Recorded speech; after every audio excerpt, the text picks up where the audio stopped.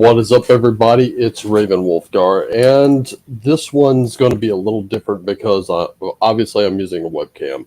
And give me just a second here to copy this and send it over to my guest here.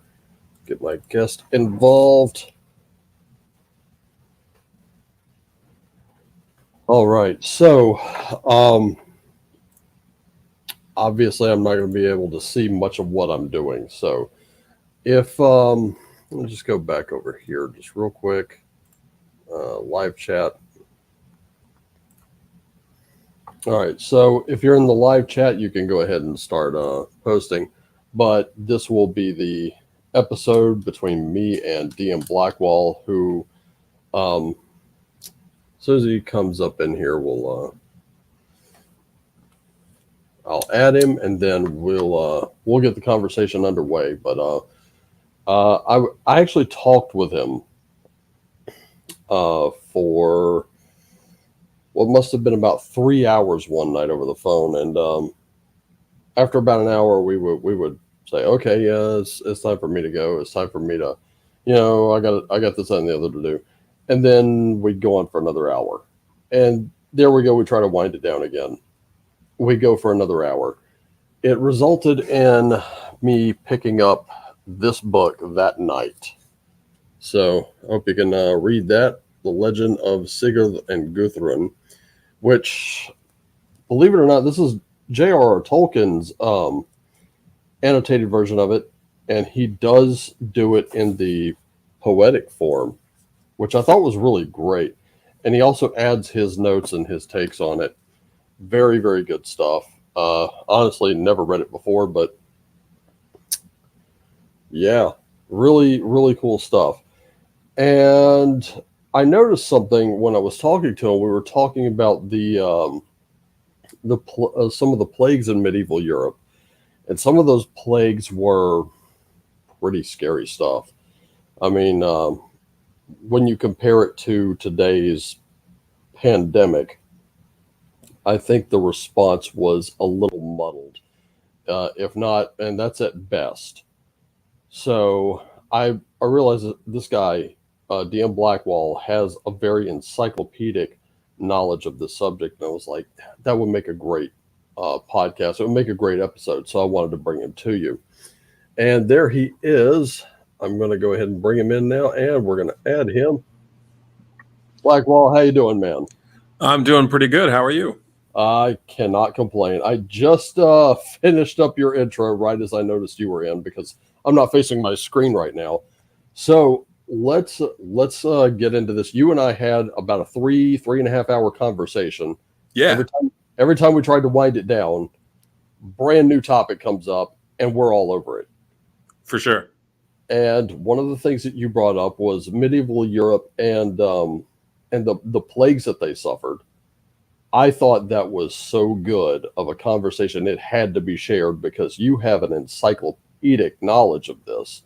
And before we really kind of get into that, I wanted to tell everyone we're not doctors. Even though, yeah, I am a licensed medical professional, I'm not a doctor. So any decisions toward your health shouldn't be made based on this episode. It should be based on a conversation between you and your doctor, and that is it. That's as far as I'm willing to take it.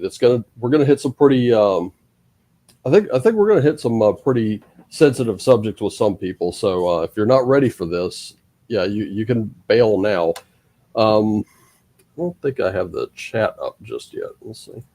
Oh yeah, how do I access that in this program? Actually, I don't think you do. I think that's all on my end. But this is my first time using it, so everything is going to be a little rough around the edges for this so far. Oh, sure. But yeah, as stuff comes up, I can go ahead and, put things up. If nothing comes up, then at least we have a pretty awesome live discussion that's going to sit right here, and people can comment as they want. Sure. But yeah, let's get into this. Medieval Europe and disease. Let's go with let's take it to today real quick. So far, COVID's numbers have been pretty high, but we've also found out hospitals were listing gunshot deaths as COVID deaths. We don't Yeah. have an original version of the virus to assay to really understand it. There's been a lot that could be attributed to inflation of numbers. There have been some fraudulent numbers, so the water is super muddy on this one. But in comparison to, say, the Justinian Plague, the Black Death, the Spanish flu, how does this rate in terms of those three alone? Well, those three or or four, depending on how you categorize the Black Plague and the Black Death. How to put this? This plague has been so minor, our ancestors wouldn't have noticed. Wouldn't have noticed. Correct. They would have thought it was just a slightly bad flu season. And even at its peak, and I want to say 2019, beginning of 2020, flu seemed to have just disappeared. Yes, that is interesting, and I suspect that a little of that might be honest, might just be due to people being around less folks, being out in public less. But probably most of that is that flu was also assumed to be COVID, but simply untested. Oh, wow. Okay. Now, with viruses in general, the thing that I remember about them coming from, and this is coming from I want to say eighth grade biology class, is that and no surprise, one of the things that was shared with us by our teacher was there's not going to be a cure for the common cold, which is coronavirus 29EE. There is no cure for that because viruses mutate. Yeah. So my question is, how do we think we can actually vaccinate against them? Aren't we just vaccinating from like previous strains? Yeah, no, so a proper vaccine will, in the vast majority of cases, we're talking 90 some percent at least, actually prevent you from catching a disease. Right? Or Right. at the least, if you do catch it, enable you to fight it off well. Right. And we're talking, no deaths, no hospitalizations, at least at the minimum. And that's using the new version of vaccine definitions that they put in the dictionary in the last 2 years. Provably, I mean, literally, Merriam-Webster and such were editing their definitions live. Ever moving goalposts, Yes, I think but that's my opinion of it. But the reason I think that what I mentioned about the flu is because I had the flu and I was out of work on quarantine as if I had COVID for 3 weeks straight, even though at the time I didn't have COVID. I had the flu, but our county required me to stay home and in quarantine, even though I tested negative. Now, something that we share in common is we have a background in security work. Oh yeah, And I think that's kind of where we got on the topic somehow. I think that was our on ramp to it was like the flu, COVID, and when this hit, when things kind of shut down, and what that was like. Kind of going back into history now, if our ancestors wouldn't have even noticed this, what made those other three like so noticeable? well, now there were others, of course, but the Spanish flu was noticeable because the death rate, depending on the source that you go with, um, so if we go the death rate of people who contracted the flu, right? That's Right, not the same as the amount of people on the planet who died, right, right? But the people who caught the Spanish flu and then died of it was somewhere between 10 and 20%. That's a noticeable problem. That would mean that if you had a family of 10 people, like you and your uncles and cousins and stuff, right, and your parents, a tenth of you die, and the same is true for everyone you know, or a hmm fifth, you'll notice that is a bad plague, right? right. And that's really the mildest of these that we're talking about. Oh, what was the extreme end of it? Probably the Justinian plague or the initial outbreak of the Black Death. It's hard to say because we don't have tons of sources from the Justinian plague. Those are mostly um, concentrated in a few cities, so I think it would be hard to say what was happening in rural areas. Right. right? So the people in the cities were writing that it was creeping across the countryside and hitting small towns and villages too, but how accurate their information was, I couldn't say. Um, but the death rate, if you caught the Justinian plague, was over 90%. Now, not everyone caught it. Right. Now, what exactly was the Justinian plague? Basically, it was probably an early version of the Black Death mixed with problem unknown. I say that because it had a unique characteristic. It otherwise matched the later Black Death, but the unique characteristic was when you contracted the Justinian plague um, towards the end, towards the period when you were about to die, you would go mad with fever and go like running through the streets. Okay, so it was the fever that caused the madness. Obviously, I mean, the brain really can't take that much heat. But it didn't do that with the later Black Death. And So with the these black, were animated people, like up, energized, who were out of their minds with fever and whoa, contagious. oh wow, So I read a firsthand account of a guy who lived through the Justinian plague, and he described them. He was a government official. He described trying to keep up with the deaths and disposing of the bodies. So they couldn't bury them fast enough, so they tried burning the bodies. They couldn't do that quickly enough, so they finally used the city guard towers as like grain silos to store bodies in them. oh, Um, I imagine the smell coming from that tower must have been pretty horrible. oh yeah, and so he describes this, and so he's a firsthand account witness talking about entire families dying, like an entire extended family, every member dead of the plague, as the norm for what that plague did. So that's why I said the death rate of those who contracted it was over 90%, because he's telling you that extended families of a dozen or 2 dozen people all died. And this happened. The disease was named for, was it the Pope at the time? The emperor, Emperor. Okay. the Eastern Roman Empire emperor, who almost actually restored the full Roman Empire. He was probably the last guy to try. He had reconquered the bulk of Italy, Sicily. I think he'd gotten most of North Africa back. Like they were well on their way, uh, and then this plague hit, and it spent over a year creeping across the empire. That started in Alexandria, Egypt, and continued on, hitting towns and cities. And so the guy writing described this. They knew it was coming. They tried all kinds of things. They tried quarantining. They tried treating the sick with different medicines and seeing if anything had better outcomes. The very few people who survived catching it, they tried like mimicking what they did as a treatment. I think there was one guy he mentioned who had like basically plunged into a river and then he lived. And so they were like, well, maybe that helped with the fever. So they tried that out.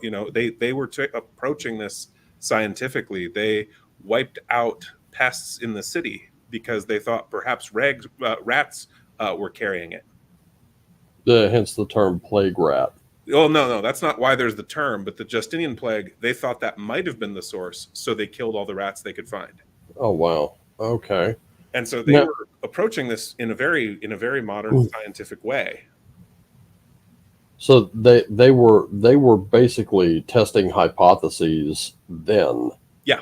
and trying to see what would work, what didn't. And did they actually have a theory or anything demonstrable or reproducible? No, they were not able to solve it. And Oh like I wow. said, in the major cities, you're dealing with mass die off of the people who caught it. And this is a prior or after this, those cities' populations never recovered. About a century later, you have the rise of Islam, and the population just wasn't there to like defend the land they'd previously occupied. Because Or you even put up a resistance, basically. Well, I mean, imagine if you had a city with 500,000 to 1 million people in it, like Constantinople, or you had Right. a smaller city with like 100,000 people in it. And then after this plague and a century of attempted growth later, you've got 30,000 people in that city that once had 100,000. Or you've got, 100,000 people or 150,000 in a city that once held 1 million. These are the kind of numbers. I mean, that's just the amount of soldiers you can even draw from that population is dramatically reduced. Right. Yeah, so no real opposition to any kind of like invader, whether they're hostile or benevolent. I mean, they certainly tried and they were effective in some battles, but they just didn't have the population to like man all of the defenses that they had previously.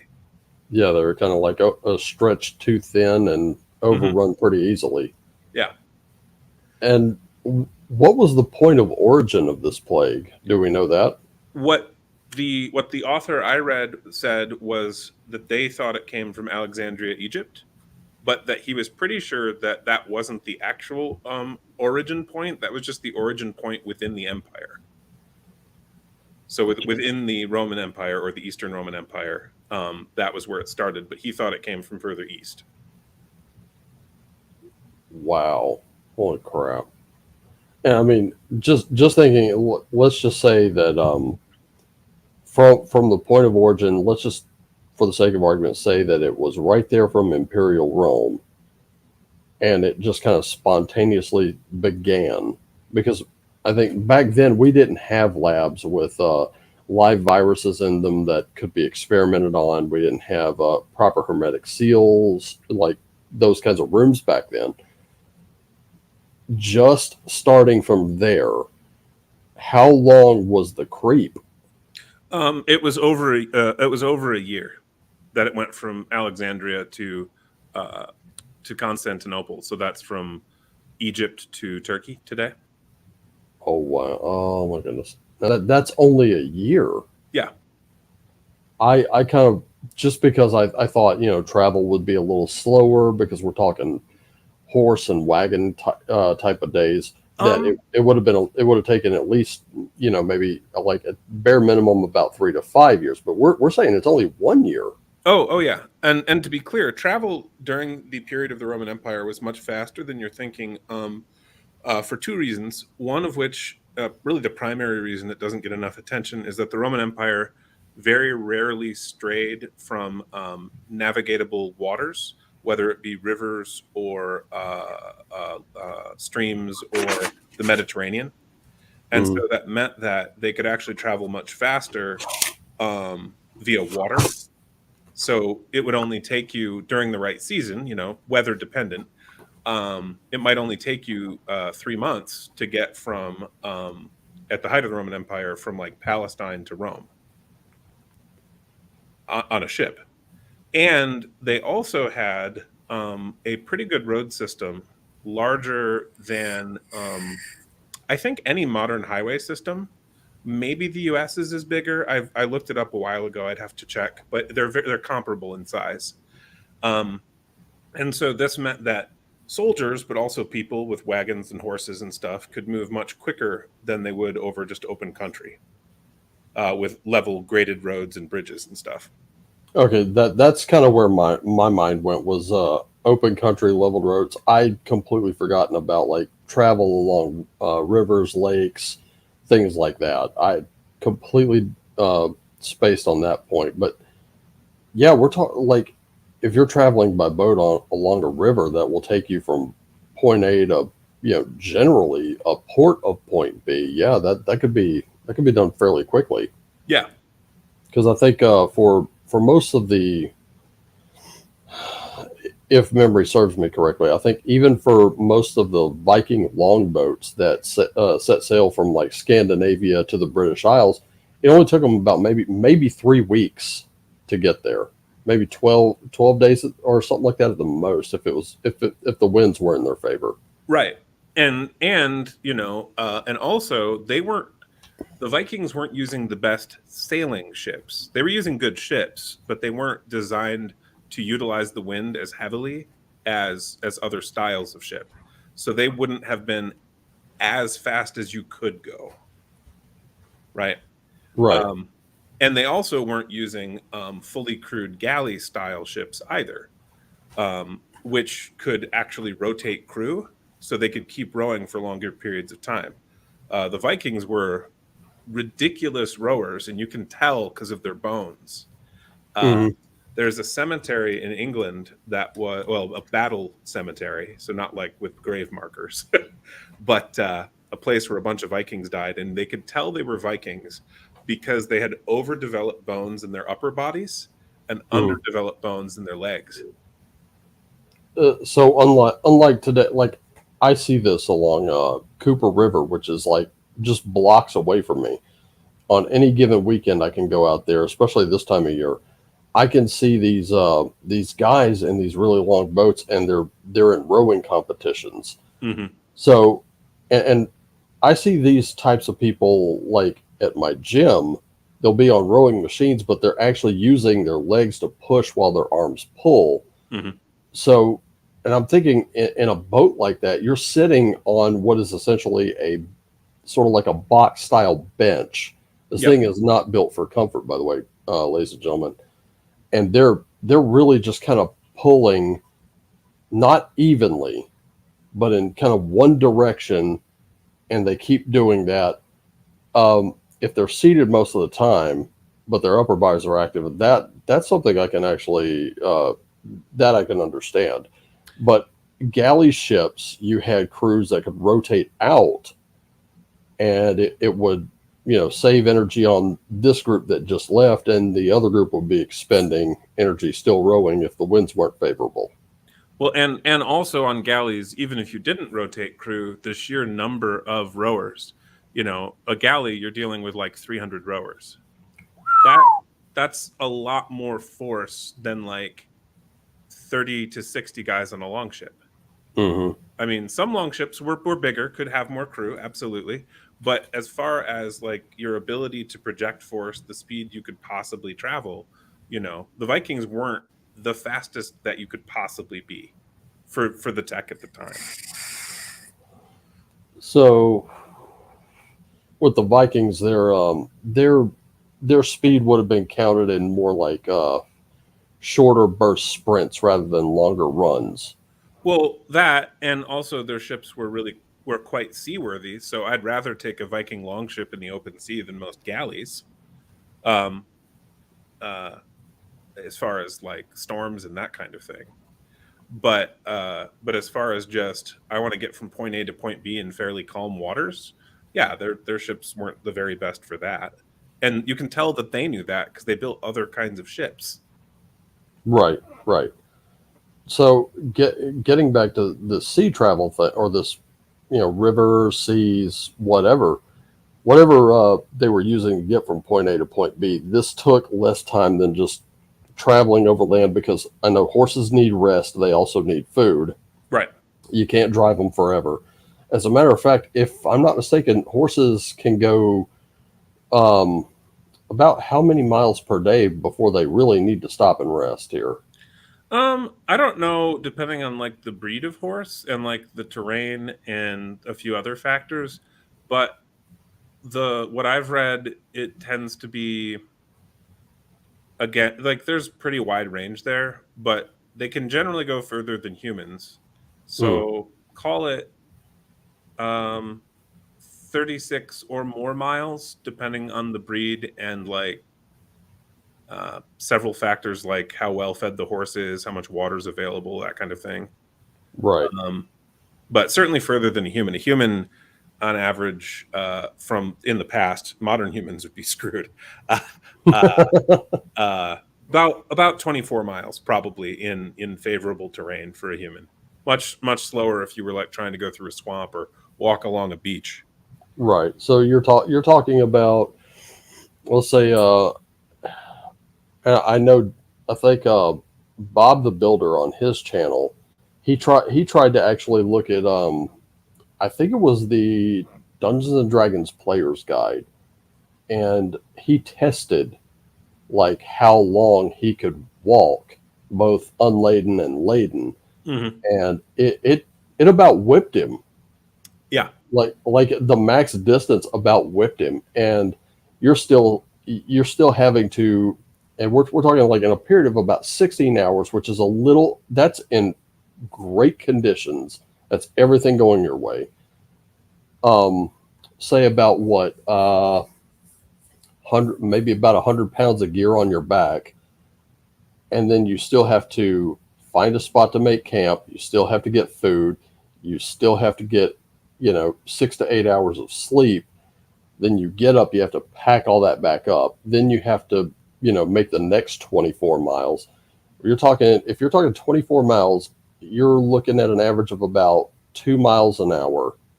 Three again in favorable terrain. Three-ish, right. So about 3-ish miles per hour in favorable conditions, favorable terrain. And yeah, that does not leave you a lot of time to prepare anything. No, when I was younger, I hiked in non-favorable terrain. Like there were some swampy chunks of the hike, some like pretty steep hills and rocky formations and stuff, and also there was a beach chunk that we cut across as a shortcut. That was a mistake. That slowed us down. Actually, we should have gone the long way. But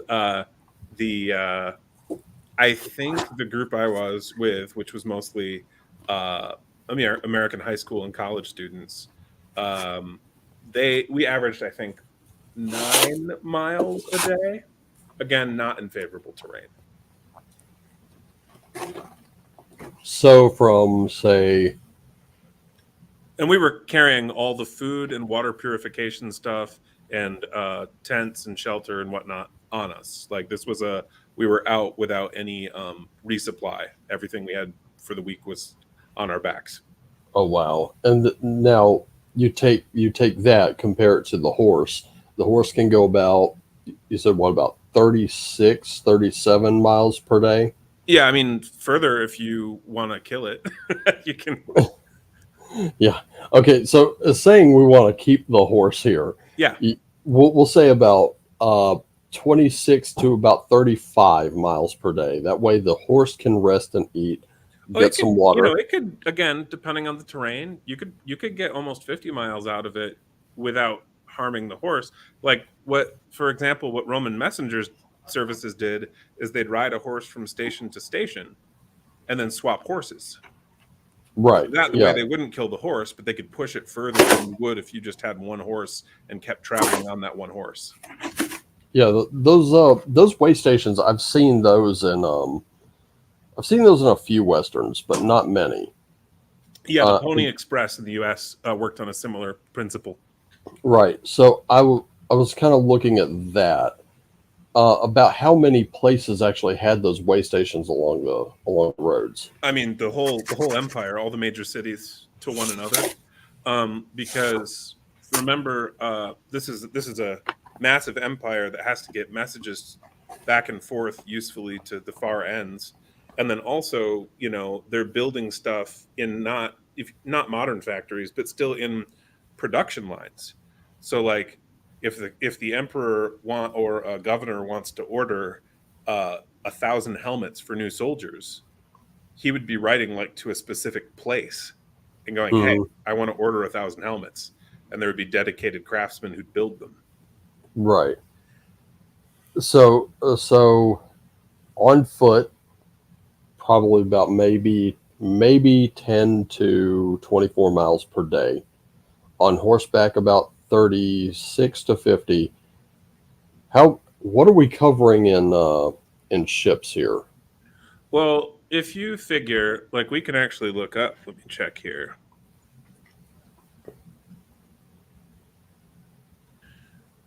So,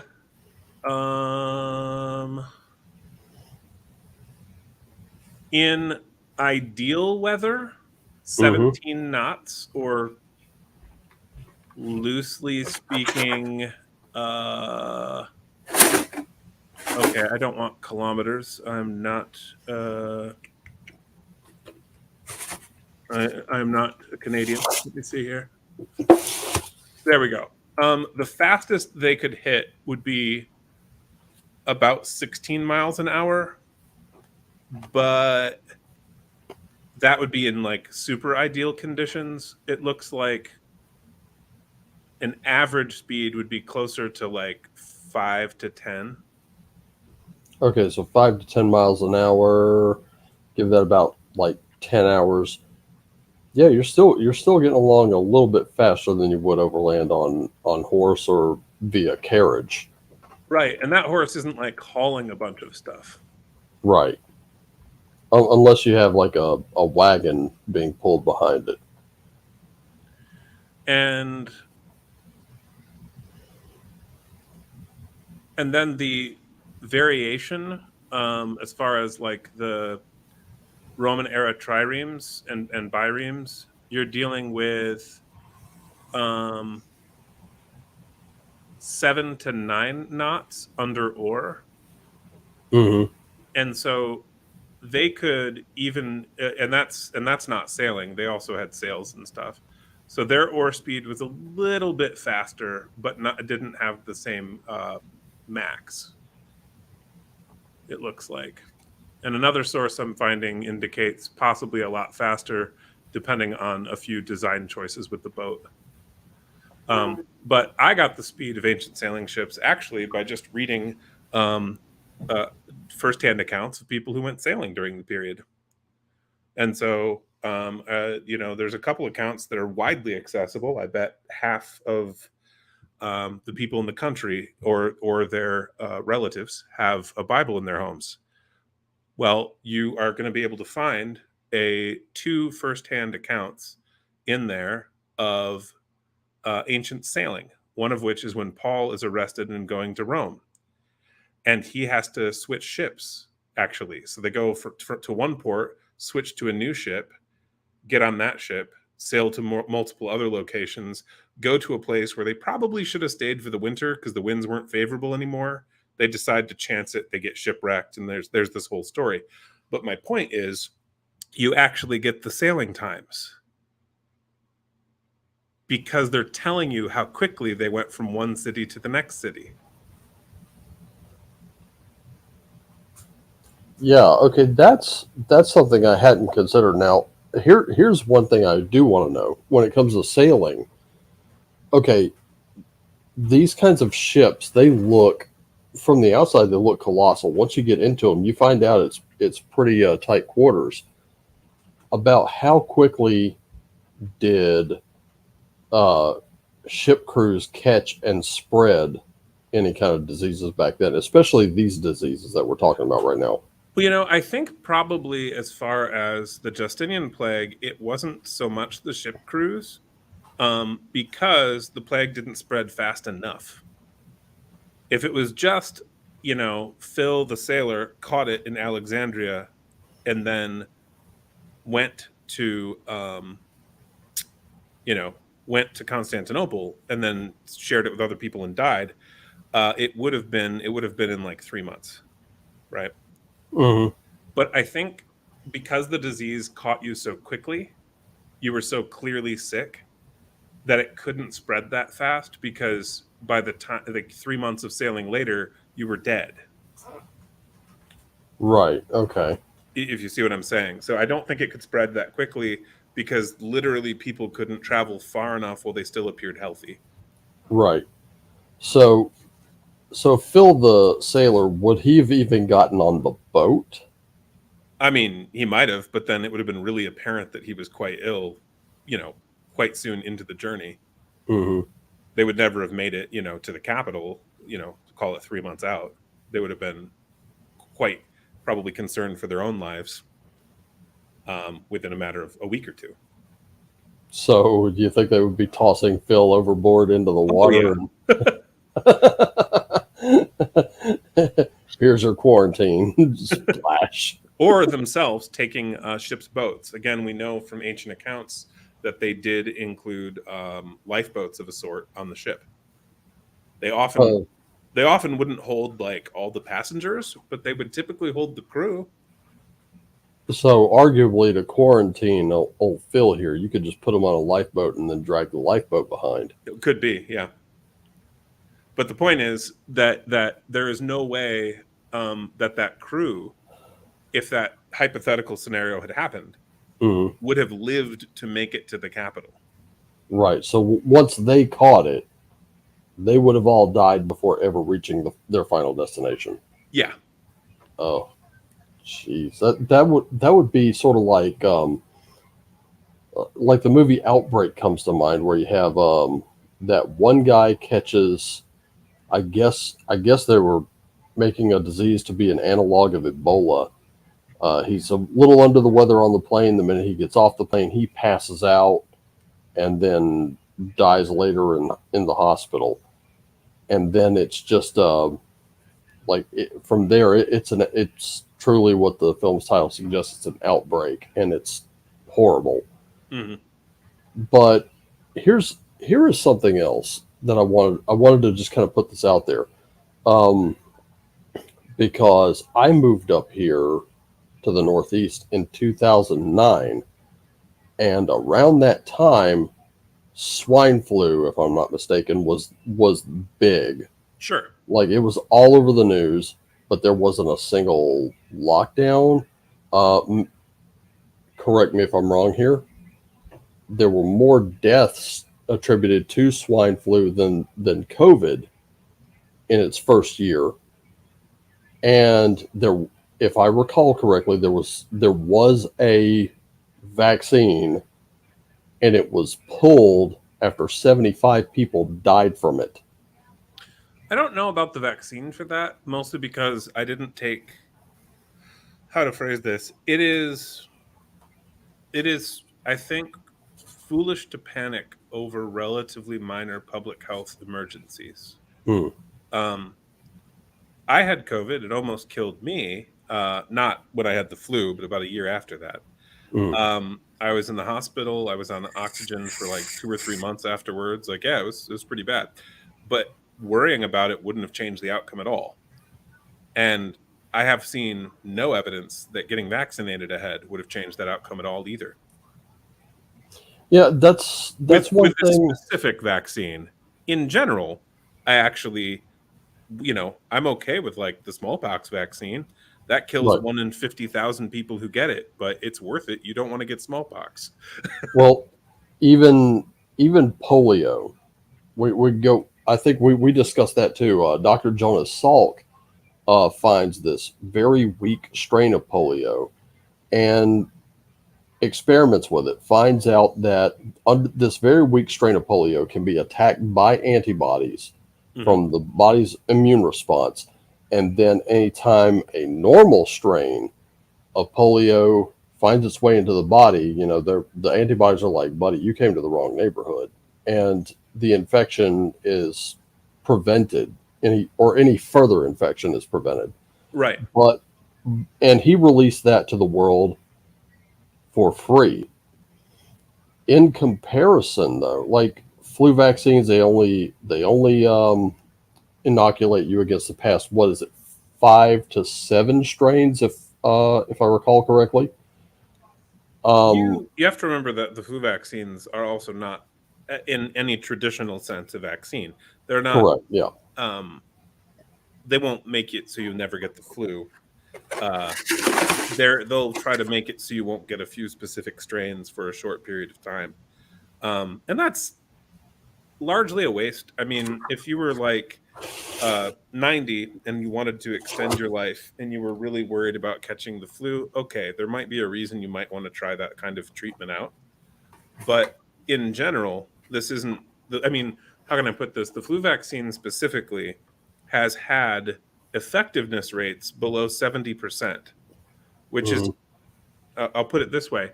Um, would you say that 70% or even 30% of all the people you know, let's say 30%, have had the flu in a given year? Not really. No. Right. So what that means, 70% effectiveness, is that 30% of the people who got the vaccine caught the flu.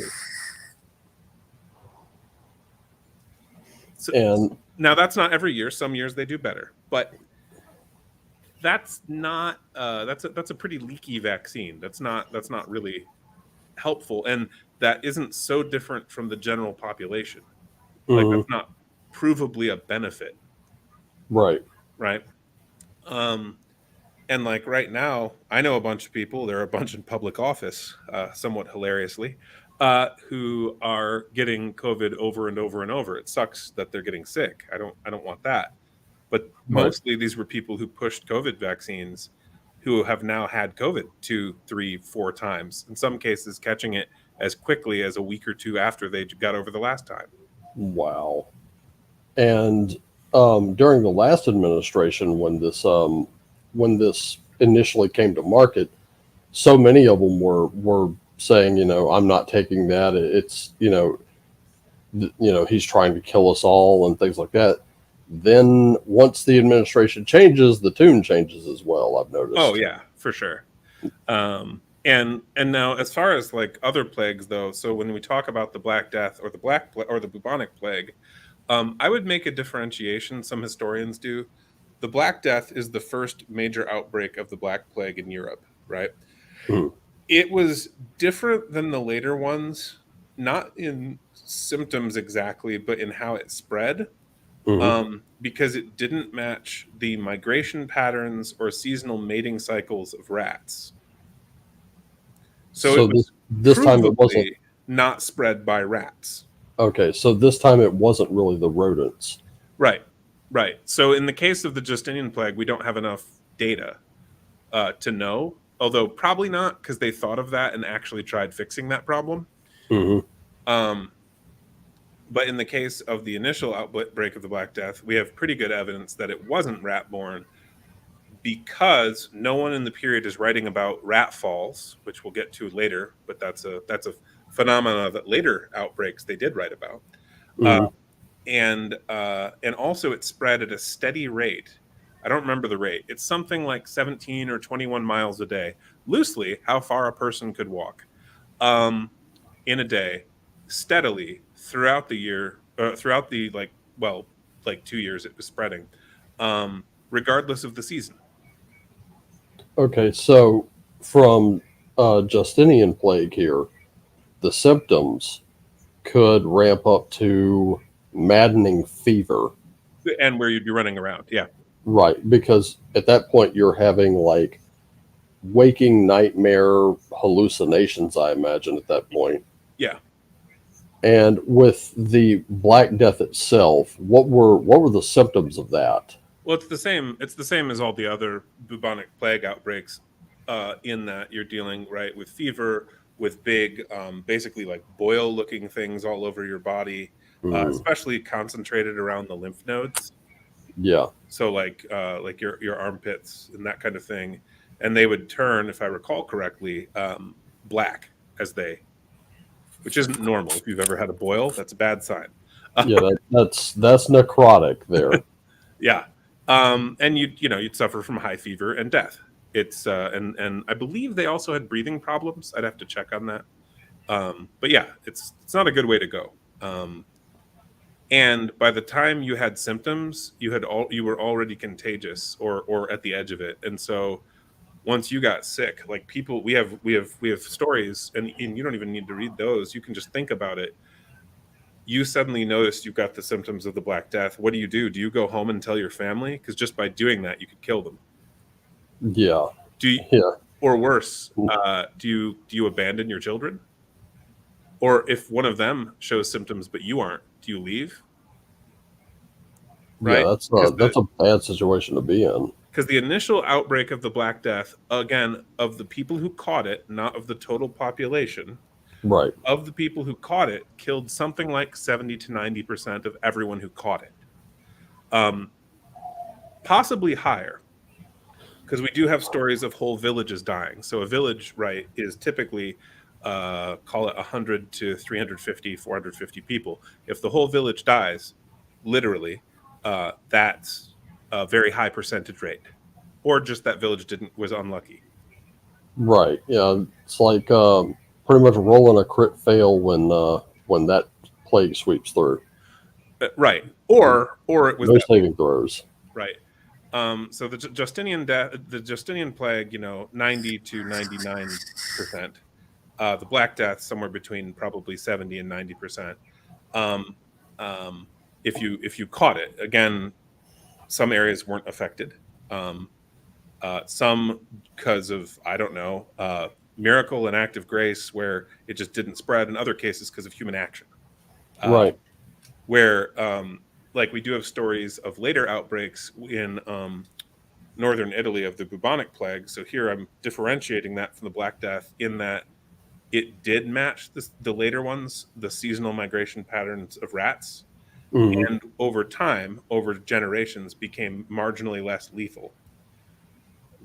Why? I suspect that the first version was probably airborne and being spread by people just walking around. Right.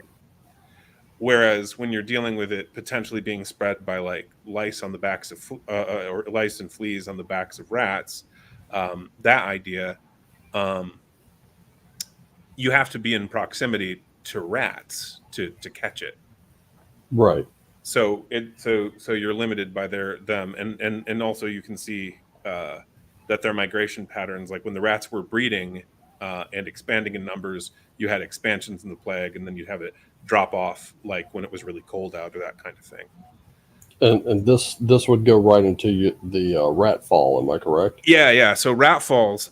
People actually wrote in the later outbreaks of the Black Death, of the bubonic plague here, about rat falls, which is there being so many rats that it looked like a waterfall, like coming down the edge of like steps and that kind of thing. Oh wow. And so they wrote about it. They described this phenomenon as strange. So that was not normal rat behavior, and the people during the later outbreaks wrote about it and drew Now, pictures in some cases. oh, just just your opinion here. What do you think caused that? The rat falls. Hmm. Um, I don't know. It could be that the rats themselves were starting to get sick. In the way that that they weren't behaving normally. Hmm. You know, if you're a rat with a fever, you might run out somewhere where you would normally evade, right? You might not go hang out in daylight in the middle of the road, but if you are mentally out of it, then maybe you would. Right. Okay. So rats just acting uncharacteristically, they could have been infected themselves. Yeah, or infected with something else at the same time. You know, I don't know. They were obviously no one was testing them, uh, but they were behaving, and you can still see rat falls today in areas where they're like a heavy concentration of them, and then you disturb them, Hmm. right? If there's only like one way out, oh yeah, they'll all go for it. But um, that's not normal. You won't normally see that in general rat behavior. You have to like create the situation. Oh, um, that sounds horrifying. yeah. So, but there were cities and areas that were heavily hit by later outbreaks of the plague that actually successfully contained it. There was one in northern Italy, which was actually pretty heavily hit in general, like had a high die off. That city had like 3 deaths of the plague, and that was it. It was like one household. They basically walled them in and let them die. Nice, no, but they did die, so it was clearly the right call. There was no saving them. You know, I hope they brought them food and water. I don't know, but but all of that family died, and that was it. They stopped that outbreak, and then after that, they would literally kill you if you tried to come to their city, unless you stayed in basically a quarantine tent outside the city walls for like I forget if it was a week or 2 weeks. There was a set period in which to see whether or not you had the plague, and then you could come in. And we're kind of revisiting that to an extent today because coming into any, like, say if I were to go from here back to my hometown, I don't know how it is there right now, but I know at one point it was like this. You would have to quarantine for up to 2 weeks, whether you were sick or not. Yes, but there's a very big difference between our version of quarantine and what that city was doing, or what the government of China is doing. The True. government of China will wall you in and let you starve, or be dehydrated to death. Jeez, There that's is video terrible. evidence of them doing this to over 1 million people a couple months ago, where Chinese people, a few of them were able to like stream to access the internet and share, just like you can hear wailing and people crying and like standing on their balconies, basically asking for help, because the government of China locked them all in because there was an outbreak of COVID in their city, and that was the Chinese government's solution. Was to wall them in and starve them to death. Lock them in, yeah. Jeez, that. Now, I don't know if they all starved or if the government of China decided to bring them food, but they weren't bringing them food for an extended period, for at least 2 weeks. Oh, man. And I can tell you right now, starving to death or dying from dehydration, you don't want to go from either one of those. That's a pretty painful way and slow way to go. Yeah. So, that's a thing that China would do. And in the case of this medieval city, right, they would straight up kill you if you tried to enter their city and didn't go through their quarantine procedures. Like, oh, you're trying to come in and force your way? No. Not today, pal. not today, not ever. My goodness. So, relatively speaking, ours aren't so bad. But here's the thing. Normally, historically, you quarantine the sick. Even that city did, actually. They quarantined the sick household. And it was only after they were like, okay, we don't have the plague anywhere in our city now. We can't let anyone else in, that they switched to quarantining the presumably well who were coming to trade or visit them. Right. Compared to today, the quarantine measures don't seem that harsh, but there were some worrisome aspects to it. Oh, I mean, the ones in Australia and in China are notable in their both cruelty and stupidity. Also, some of the governments of Europe have made some interesting choices in that way. But yeah, I certainly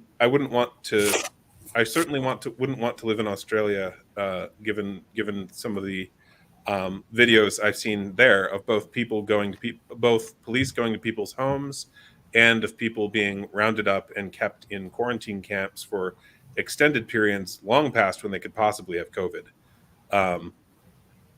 That's not a good thing. No. And you see this in China as well, with them, physically apprehending people. You even see them like taping the guy's like arms and legs together, so he can't move. But more than one. Like if you're bored, YouTube hasn't buried all of their videos yet. They'll probably bury this one for mentioning it. So it's not a matter of is it happening. It certainly is. The question is of scale. And in the case of China, you can't trust whatever they say about scale. I mean, you can tell because of the leaks about how they're treating the in the west of their country, the ethnic minority Muslims, where they are harvesting their organs, typically unwillingly, where they're putting them in re-education camps and sending Chinese party officials to sleep with their wives. Whoa. In their homes while the husbands are away being re-educated, for the state. Oh, that's like. And this has been a news story really over the last 3 or 4 years, and it's not really getting the attention I think that it deserves. But this is a people group of probably 5 or 6 million that China's doing this to. As it's no wonder they face some of the protests in Hong Kong. What was it, last year before? I think that's because of the things they're doing to Hong Kong. True, but this is why they were having multiple terrorist attacks for years by people, by this people group, basically out of revenge or trying to bring attention to what was being done to them. Where you'd have, machete and knife and bomb attacks, because China has a fairly tight hold on guns for the populace and has for probably 60, 70 years, maybe a little longer. But machete and bomb attacks, oh yeah, no, they were doing that for quite a while, like at train stations and stuff. Mm-hmm. Yeah. My goodness, that's why I'm telling people, like, don't give up your guns. I mean, I'm Norse pagan. That means weapons are part of my religion, thanks to the Havamal. So I definitely have a religious objection to giving up any kind of self-defense. Laws be damned. But especially in that case, that's like, here's the reason why you don't do that. Did you happen to see that Twitter thread last week about spears and sword use in ancient warfare? I I think that was that in reference to a tabletop RPG Yeah. towards making it a little more realistic. I did see that, and I was like, finally this gets addressed. I never really thought much of it at the time, but the longer I watched stuff on like Shadowversity or Scalagrim, what they always mentioned that the spear was more easily produced. It was cheap. You could arm many people very quickly. You could train them very quickly. The techniques were simple. And I thought, why is that not? I know everybody wants to have that sword or that battle axe, but why can I not find people who will say, you know what? Let me take this quarterstaff and put a spear tip on it. I never could find a player that wanted that, but now it was starting to make more sense. And when that thread came out, I was like, okay, someone else is finally thinking of this. But yeah, go ahead.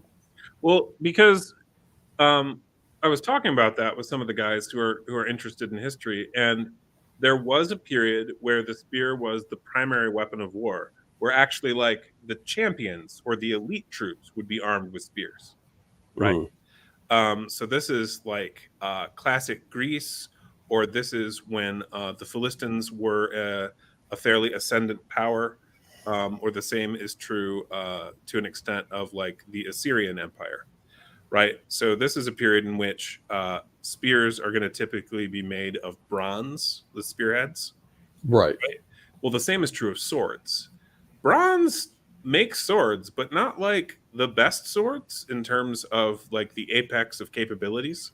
Hmm. Bronze is typically heavier as far as like the stuff you produce with it. If you still want it to have similar durability, and so when iron forging into low grade steel, because the moment you forge iron, you're making some amount of steel. Right. Once that kind of took off by the era of the Roman Empire, right? The primary weapon of both the Romans and the Germans is the sword. Different Now, shapes of sword and right. different lengths, but that they switched from the classic period of antiquity to the era of the Roman Empire, where now swords were the prime weapon. And so we're talking more like the Roman gladius, which I think the blade length was probably about what, maybe 2, maybe 3 feet. Shorter, I think. I think you're talking like 18 to 24 inches. Oh wow! So only like maybe a foot and a half to 2 feet. Yeah, So we're talking like Sting. yeah. But the Romans were typically using this right with a pretty large shield that they could bash with as well, and Mm, would be striking straight thrusts with this sword, which mm. is different from how the larger swords were used. And then over time, the empire incorporated other shapes and sizes of sword, especially as they started introducing cavalry. Mm. Um, they always had allied cavalry, but eventually, towards the end of the empire, they realized they needed their own. Now, with swords being what they are, and I'm kind of like thinking about this for a moment. I've noticed also in the channels that I mentioned before, they were saying like swords were a status symbol. Like if you had a sword, that meant you were wealthy enough to afford one. Oh, that's actually what put me on this thought process. Right. So um, now swords did eventually fall out of favor once we got guns that were effective enough. Hmm. But also, technically, in medieval Europe, they fell out of favor in the sense that knights wouldn't use swords against each other normally, other than like in competitions, or if Hmm. they were both wearing like gambesons, which is a kind of a padded armor, but typically for a wealthy man like that, stylized. So you could wear it as a fashion statement as well. Hmm. Uh, Padded armor of that sort for a commoner wouldn't look as good. But The reason was because a knight in any kind of plate armor isn't really vulnerable to sword hits. In fact, you're more likely to damage your sword than damage him. Uh, and here's Again, something. you could possibly get in a gap, but what you want for that isn't a sword. You actually want a long dagger, Hmm. right? And so knights fighting each other would use things like poleaxes, maces, flails, morning stars. They were trying to bludgeon or punch through the armor with spikes, right? Or use a long dagger to get in gaps in the armor or through the eye slit. And the reason for this was swords were highly effective weapons, but not against someone in full armor. Then once gun technology took off enough that full plate became not the norm for knights, Hmm. swords started becoming more common again as far as battlefield weapons with them against each other, because now the armor wouldn't protect you entirely from sword strikes. Well, All the even way through like basically the American Civil War. that, yeah, I was about to. I mean, you beat me to the punch there. That was one of those things I was about to say. Like cavalrymen would often have a saber of some kind, but here's my question when it comes to that type of weapon, particularly in that era, because I know we had even in that era we had smallpox, cholera, including an intentional infection of indigenous people with smallpox just to claim their lands after they were killed off. But going back to the sword for a minute, how effective was that cavalry saber? Well, I mean, very effective in part because you didn't have to reload it. And certainly prior to the American Civil War, gun technology in general, there were specific exceptions, but mass produced weapons that wouldn't explode in your hands, uh, that category, uh, you'd have to reload mid battle. And if you could just stab the next guy instead of stopping to reload your gun, you're in a much better spot. Or slash, which would be more common with a saber. But about the expense, swords weren't that expensive, and I can prove it in the Middle Ages. Okay. Because in Frisia, to be a legal male adult, you had to own a sword, Oh, no kidding. including all the serfs, all of them. And so And this is the area of basically the northern Netherlands up to Denmark. uh-huh. All of the adult men there, to be legal adults, had to own swords. And Right. this is you're talking 900s to 1200s AD. Wow. Oh, wow. And So so they, how what's the age range we're talking here? like for an adult, Yeah. I mean up to death. So age of inheritance to death. So depending on what their parents decreed, I mean probably no older or no younger than 14, but probably 16 and up. So let's say on the extreme end of that, 14 years old, you owned a sword, you were legally considered an adult male. Yep. Damn. And it was And required because that was the main weapon of war during that period. and what's the legal age to own, just say any sporting rifle like the Ruger Mini 14? Is it what 18 to 21, kind of depending? Uh, it depends on the state too. I think there are some rifles you can actually own, but can't like carry around with you when you're like 12.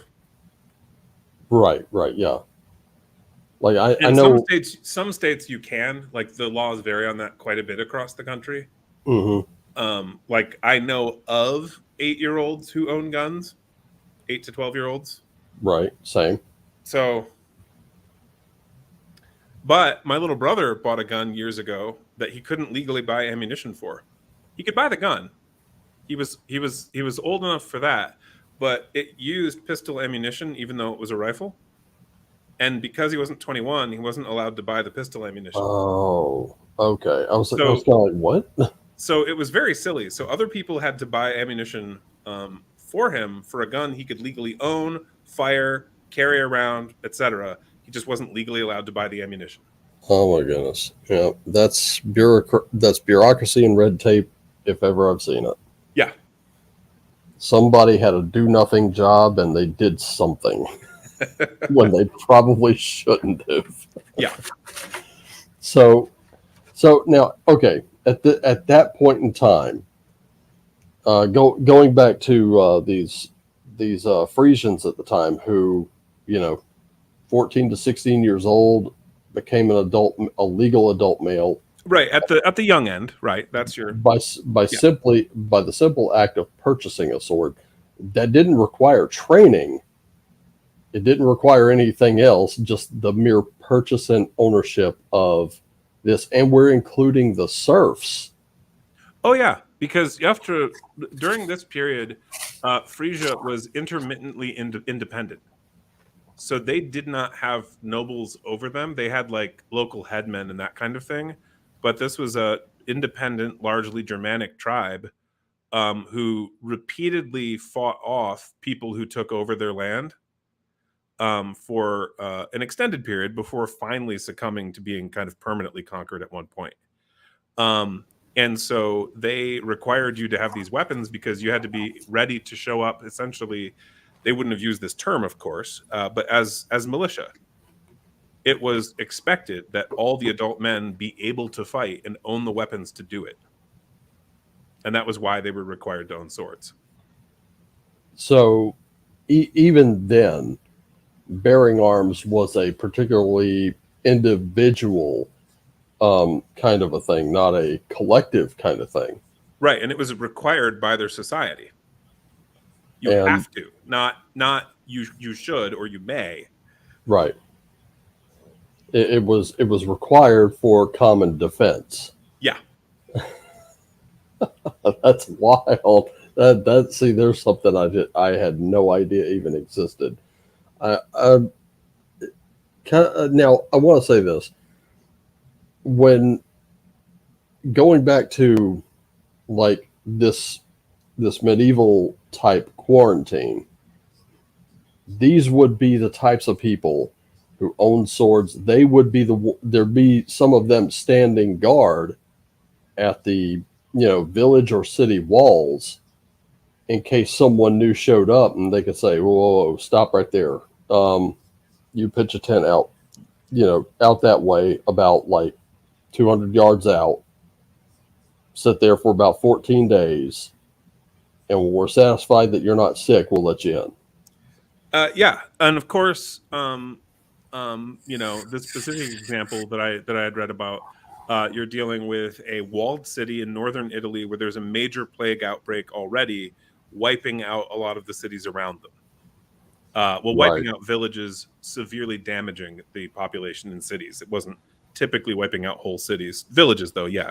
And so this was like an active threat in their immediate region, which is why they did that. That wasn't typical across Europe. In fact, in large portions of Europe, until the plague was quite close, life went on as normal because it had to, or you would starve to death. Yeah, true. Yeah, I mean, you have to transport food from the rural areas to the more populated areas and back again.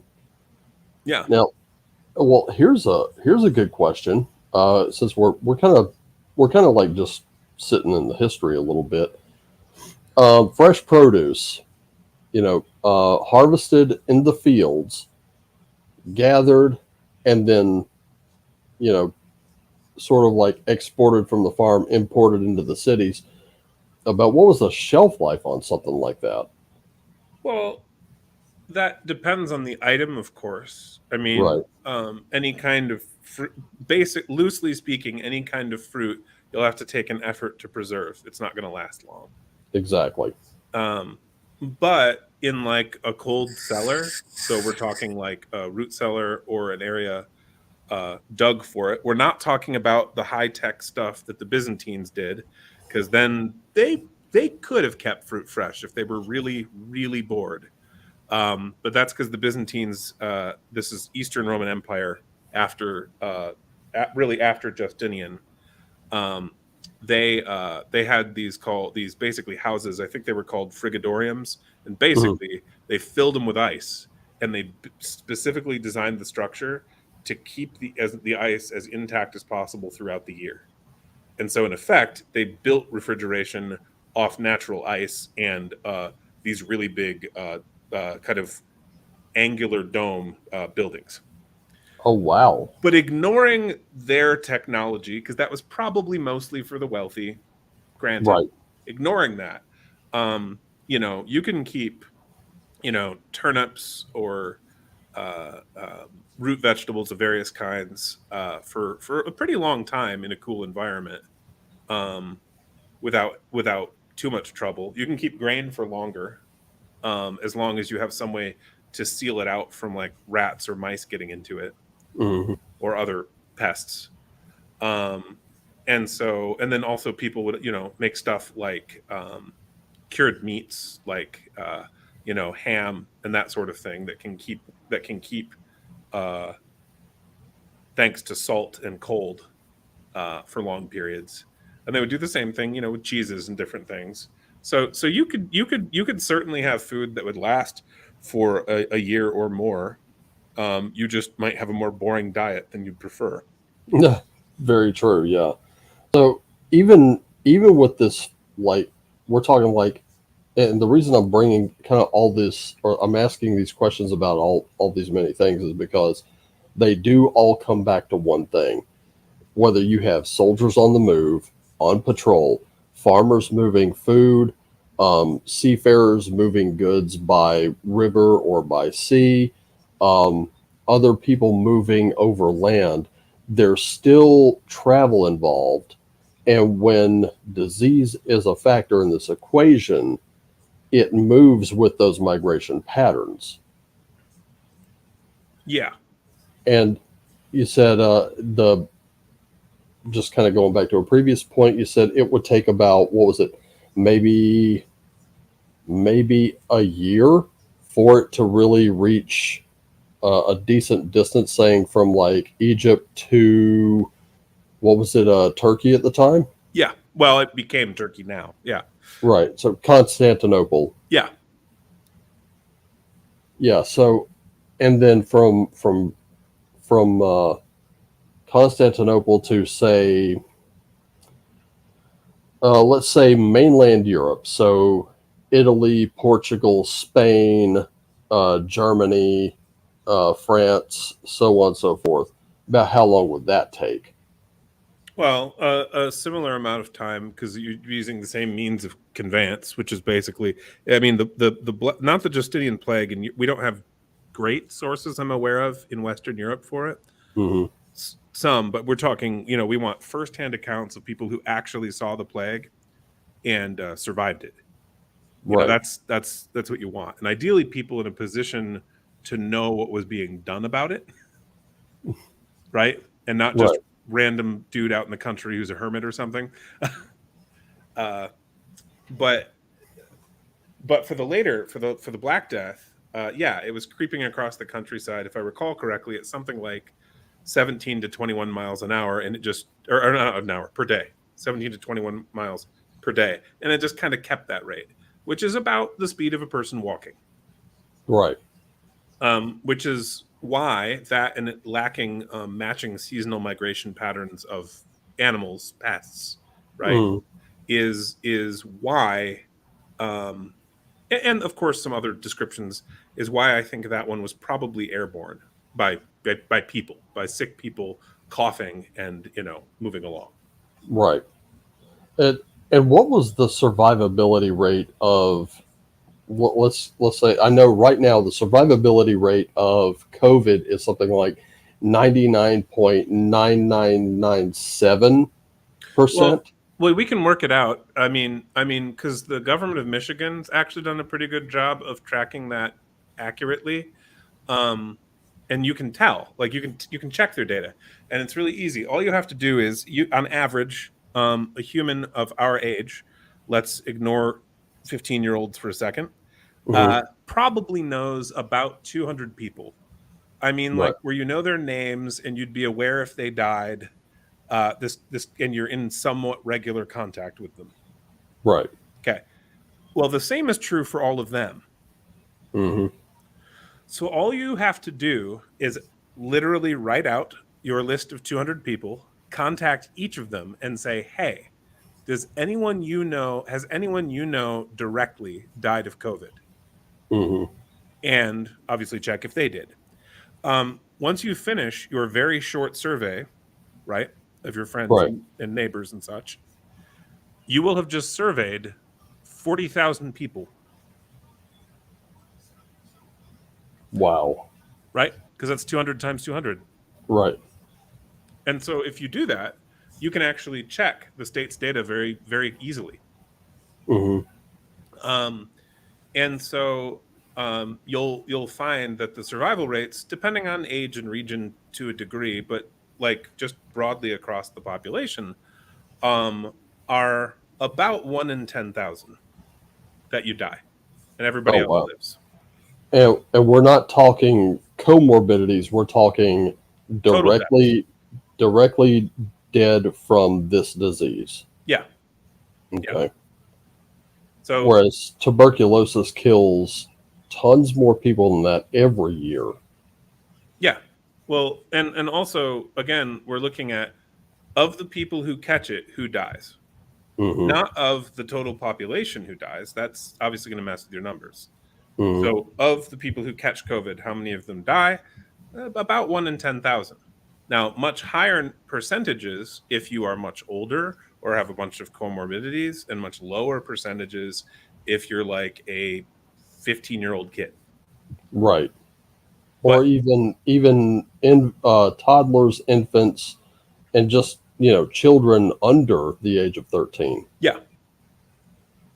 yeah, this plague in that way has been merciful. But as plagues go, like I said, I don't think our ancestors would have noticed it happening. If it were left to their time. Yeah, yeah.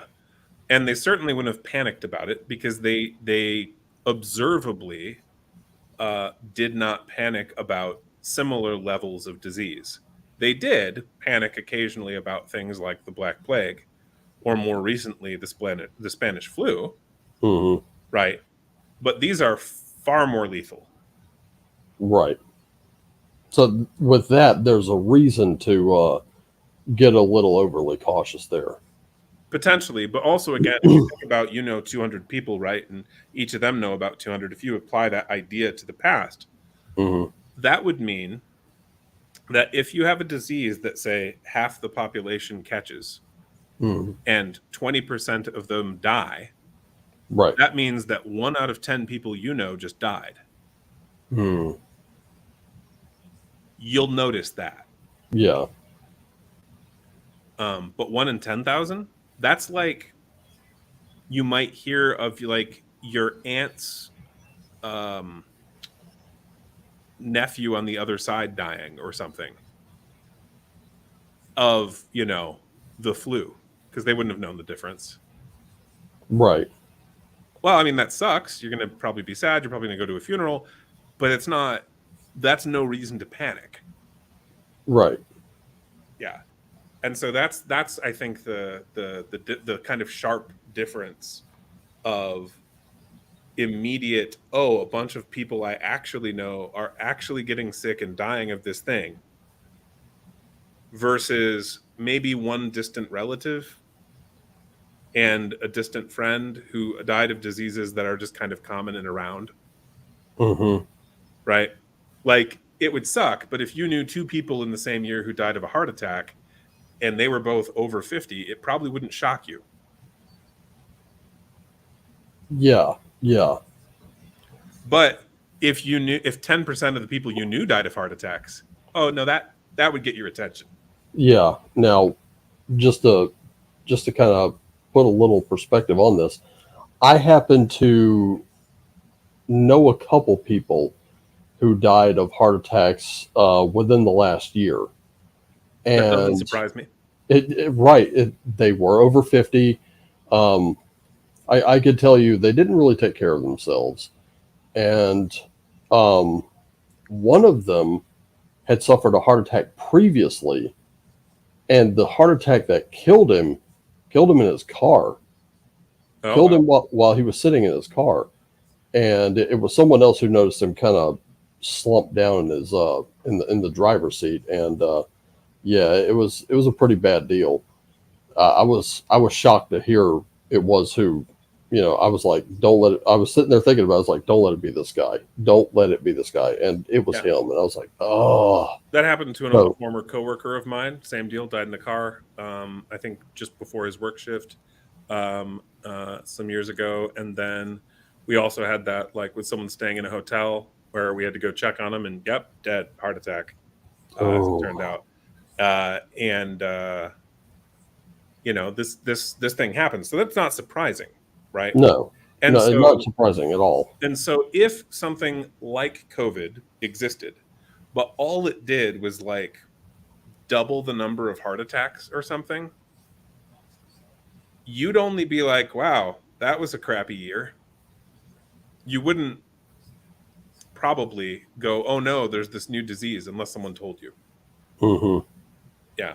And I think that's the case with COVID, that in general, based on just normal observation of people and people they know, you never would have reached the conclusion that you saw portrayed by most of the nations of the world. Right.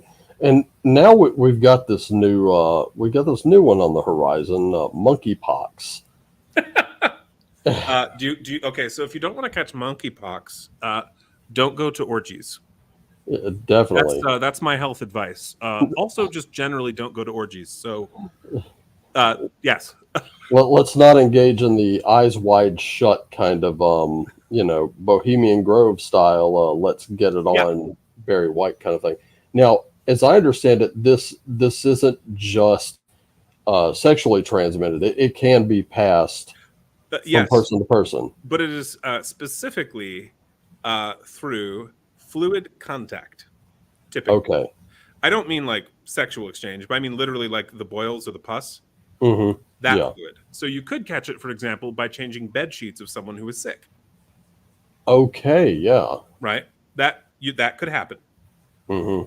However, the way you usually catch it is by close skin to skin contact for reasons we've just discussed. Right. Or for extended periods of time. Like you definitely don't want to shake the hand of someone that's got like maybe a boil or two on it. Yeah, Yeah. and monkeypox is a pretty distinct look. It's not unlike smallpox. In fact, that's why they're treating it with the vaccine Mm, for smallpox. right. But it is how to put this. It's been a problem in like one country in Africa, loosely speaking, and a couple adjacent, like their equivalent of counties of neighboring nations. So Mm, a country and a little, um, for like 50 years, and it's basically been contained. Like it hasn't really spread beyond there at all. And right. the current outbreak can be traced to two specific events of the kind we just described.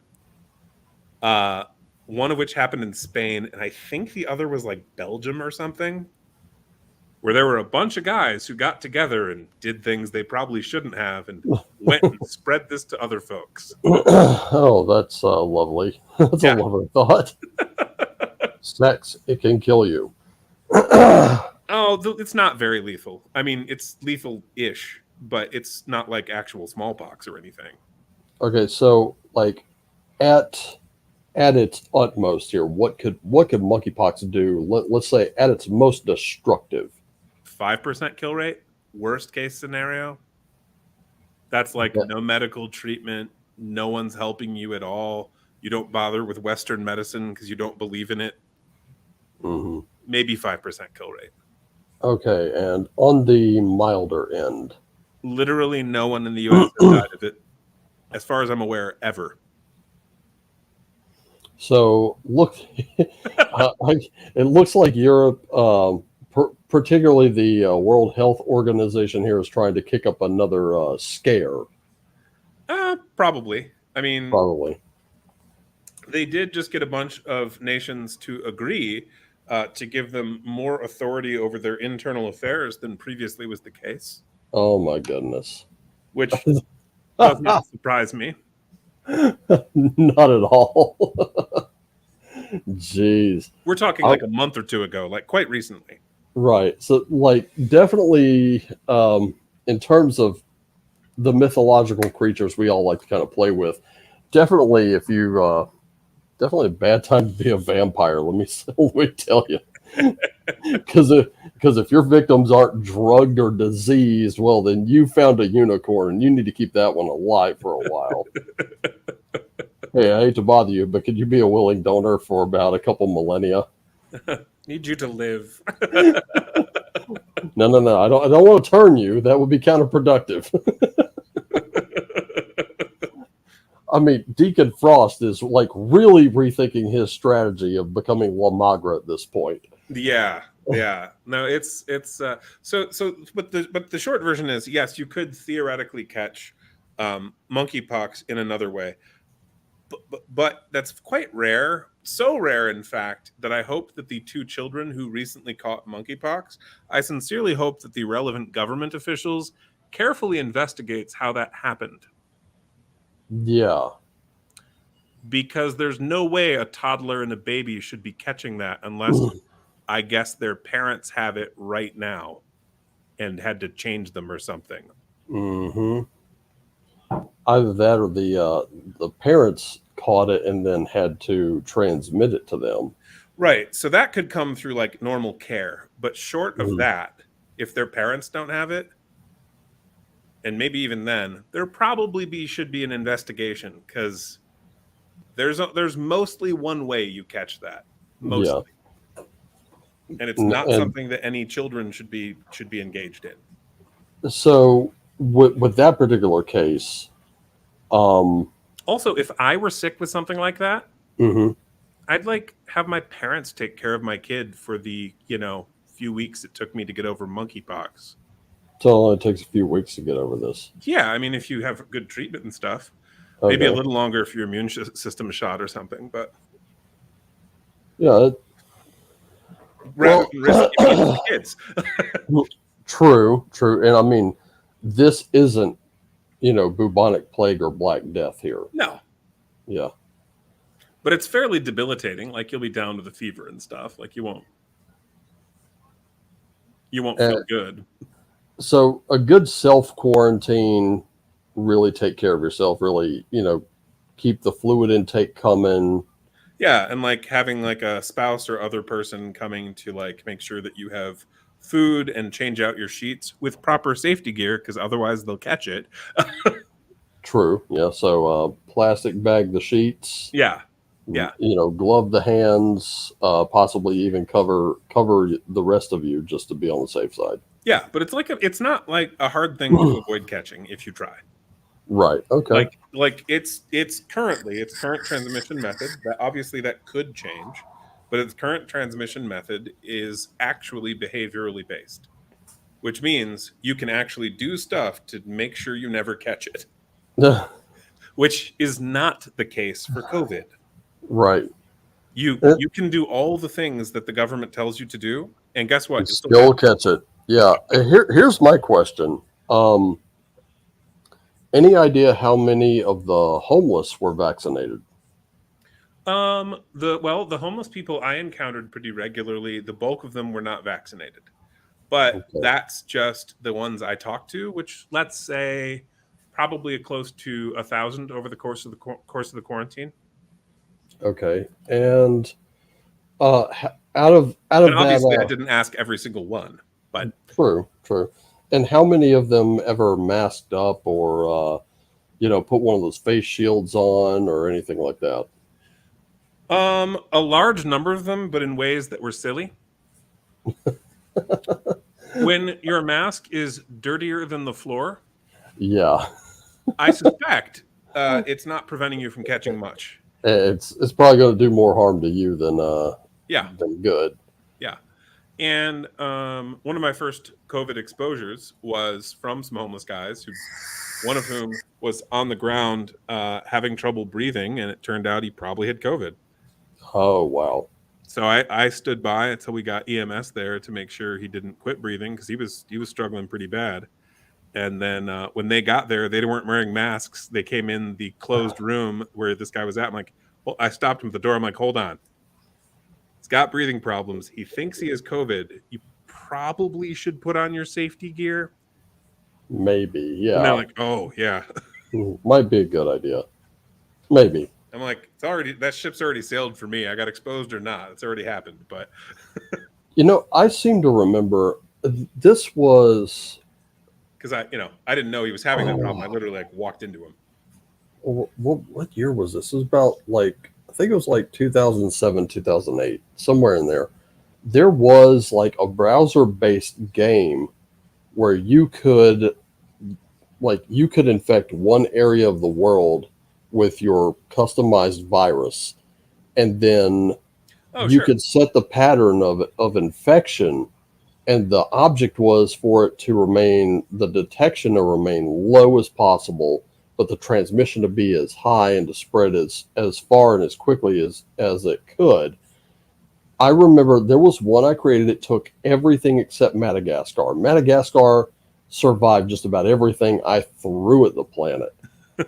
and I'm watching it, and it took, I want to say my quickest was probably about maybe a year or two.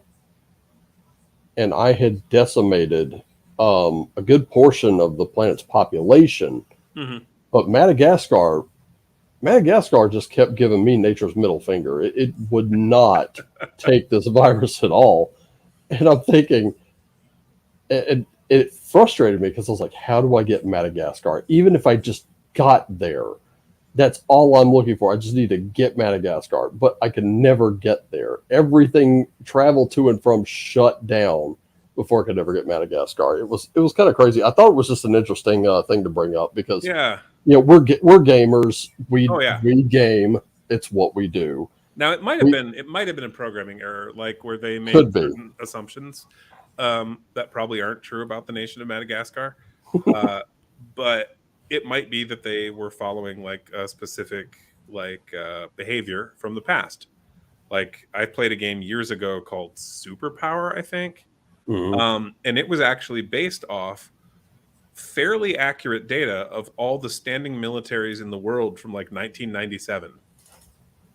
And so you could pick a country and you'd start controlling that country against computer players, and the computer players didn't know which country you were playing. So they would behave like you were also an AI.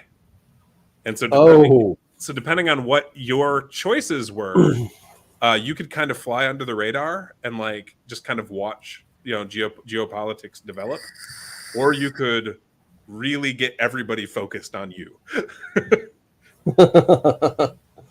That reminds me of there was a book I read one time, probably about in the early 2000s, and it was about this little island who wanted to develop, and they were kind of their own nation, but they weren't recognized as one, and they really wanted to get recognized. So they picked a fight. They picked a fight with another country who had military superiority.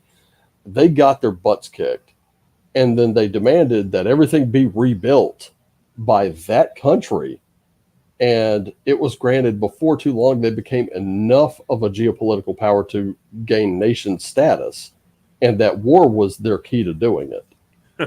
It was a really ingenious plan, and I was like, oh, that's kind of cool. You know, a little scrappy underdog island, suddenly becomes a nation with some geopolitical stroke there. And I was like, I can't remember the title of the book. And if anyone could remember that, if you're watching this a little later, feel free to throw it in the comment section. But I just remember thinking that was quite the story.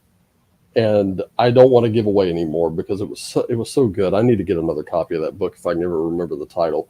Right. But let's just say this. Okay, so you hosted a game last night, and It was me, John, Victor, um, likely Arrow, and I think that was everybody. Yeah, it was 5 of us. Yep. Yeah, it was 5 of us.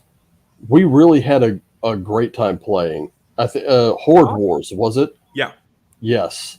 And I gotta tell anyone watching this right now, because I'm not looking at my screen. I'm looking directly at the camera. Um, anyone watching this, it was a really fun time, and we could definitely use a dwarf. So please come on in. Don't be afraid. We are very, very welcoming, and many great one-liners were thrown around, and many meta movie references were thrown. Oh yeah, you gotta have fun with it. Give me that wig. So let's say in the setting Horde Wars, because you did try to make this as much medieval Europe as like historical medieval Europe as possible with fantasy elements. Oh well, yeah. So I didn't like do a straight analog. It's not like a map of Europe or something. Right. But as far as like, I wanted the components there that if you wanted to play a strictly medieval European setting with my rules, you could. Mm-hmm. And if you wanted to play with kind of a mid fantasy to high fantasy level, there's also rules present for that. And Right. so my setting is kind of a hybrid of these two things. But obviously, And, if you want to make your own setting with my game rules, you can borrow the relevant components for your world. right. And that's one of those things I love, is like kind of like what I call game interactivity or connectivity, where you could take 2 or 3 separate systems and put them together in elements. So you could take rules from one, the setting for another, and then elements from a completely different book, and put them all together, make your own mega game, and Yeah. have a lot of fun with it. And in fact, I got a few books sitting on my coffee table right now. I just picked up Monster of the Week and Monster of the Week Tome of Mysteries, because they just looked interesting to me, and I was like, let's give these a look. And I've already kind of like started reading a few pages of it, and I'm like, okay, they mentioned X-Files, I'm in. Son of a bitch, I'm totally in. But let's just say your setting right now, you're going to introduce a plague on top of, let's just say there's a goblin invasion. um you know our players have to hold that off, and on top of that there's a disease coming. What kind of disease do you think would present the most challenges here? So well, let's see. So on the one hand, I do have the capacity for magical healing, right? Supernatural healing through priests or that or acolytes or this kind of thing. Well, Correct. there is so what you'd need for that kind of thing is either a plague that was in some way resistant to it, or one that was transmissible enough that the healers couldn't keep up with it. What about this? Plague with magical resistance, because it's magical in nature. Sure, you could do that. But even without that, just like, say if you were trying to fight measles versus well, we were talking about the coronavirus. Uh, Hmm. the coronavirus, I don't remember the exact number, but it loosely speaking, it's something like 2 or 3 people. Like if you get COVID over the course of your uh, transmissibility period, on Hmm. average, you'll infect like 2 or 3 other people. Right. Well, with the measles, it's like 14. Ooh. So so if you had a disease like that like takes off pretty fast and you don't catch it right away, Hmm. even a pretty big established church, if you assume like a quarter of the clergy could try to fix it, Hmm. well, how many people are clergy? Like 1 in 100 tops. Yeah. You might not be able to keep up with the plague, because now you're dealing with like 1 in 400 can maybe fix it like once a day for one person. So the character that I played, Sir Arthur Royce, he's part of Fireheart Keep, Yeah. which is like a sort of like a Knights Hospitaller type of group. Yep. The which is where our term hospital comes from. And of course, the Red Cross does come from the Templars, as we're aware.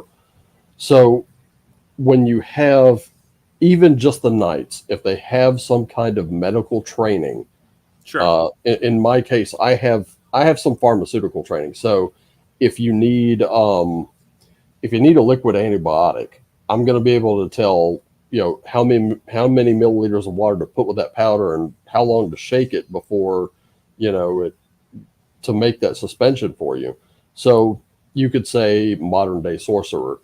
So even with sorcery or pharmaceuticals being a thing back then, um, I think my order could easily be overrun by something like mumps, measles, rubella, Yeah. just sort of blowing up. And inside that one town is besieged by goblins. Right. Right. Yeah, because if you get something that's relatively lethal or debilitating, even, and it spreads quickly, I mean Mm, that'll do it. Because one, you'll be knocking the priests or similar apothecary type people out of commission, or even if they are able to keep themselves in commission, they're wasting their efforts on themselves and not actually fighting the disease in general. right. Uh, Plus, we're also looking at supplies are going to get real low real quick. sure, sure.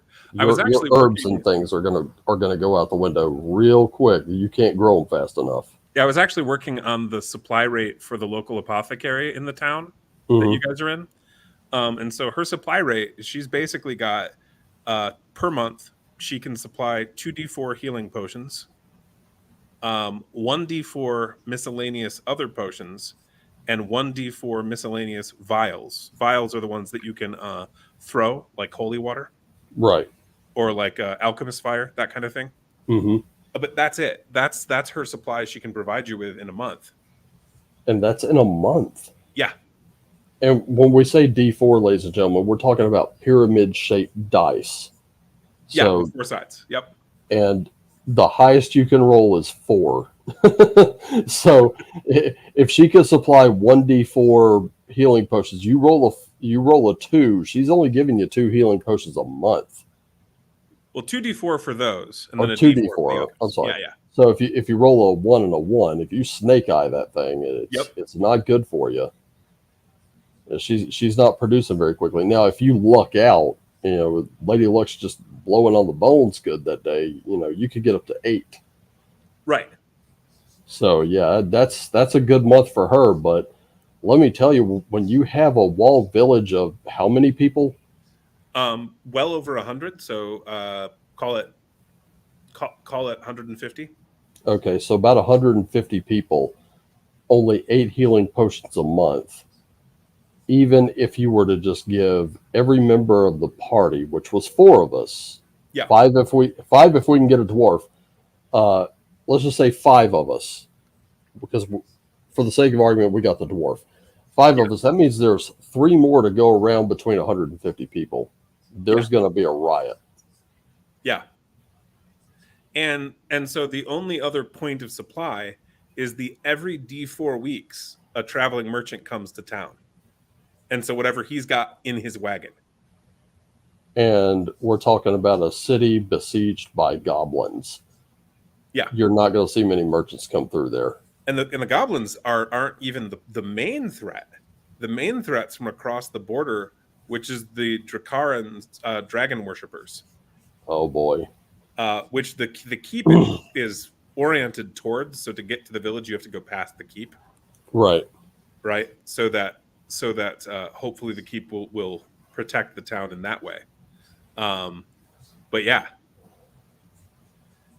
But if they lay siege to the walls, or the Dracarans get wind of that siege plus the disease, they're going to wait outside. yep, But they're gonna be there. They're just going to wait right outside for the chaos inside to kind of come to a dull murmur, and then they're coming in.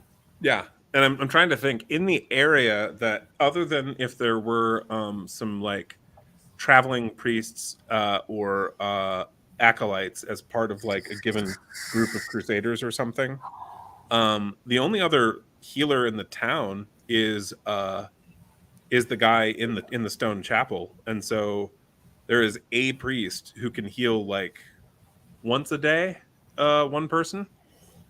And he can also bring a person back from the dead once a day, uh, with certain conditions. The body has to be intact, and they can't have died another time at their current character level. Wow. Okay. So for So NPCs who don't gain character levels, he can bring you back once. For player characters, he can bring you back once per level potentially. right. So I'm looking at our clock here. We got about like maybe 15 minutes left. Sure. Any have I left anything on the table that you still want to cover? Well, I mean, as far as the plagues and stuff, I just think it's very in real life. I think it's very interesting how much that um,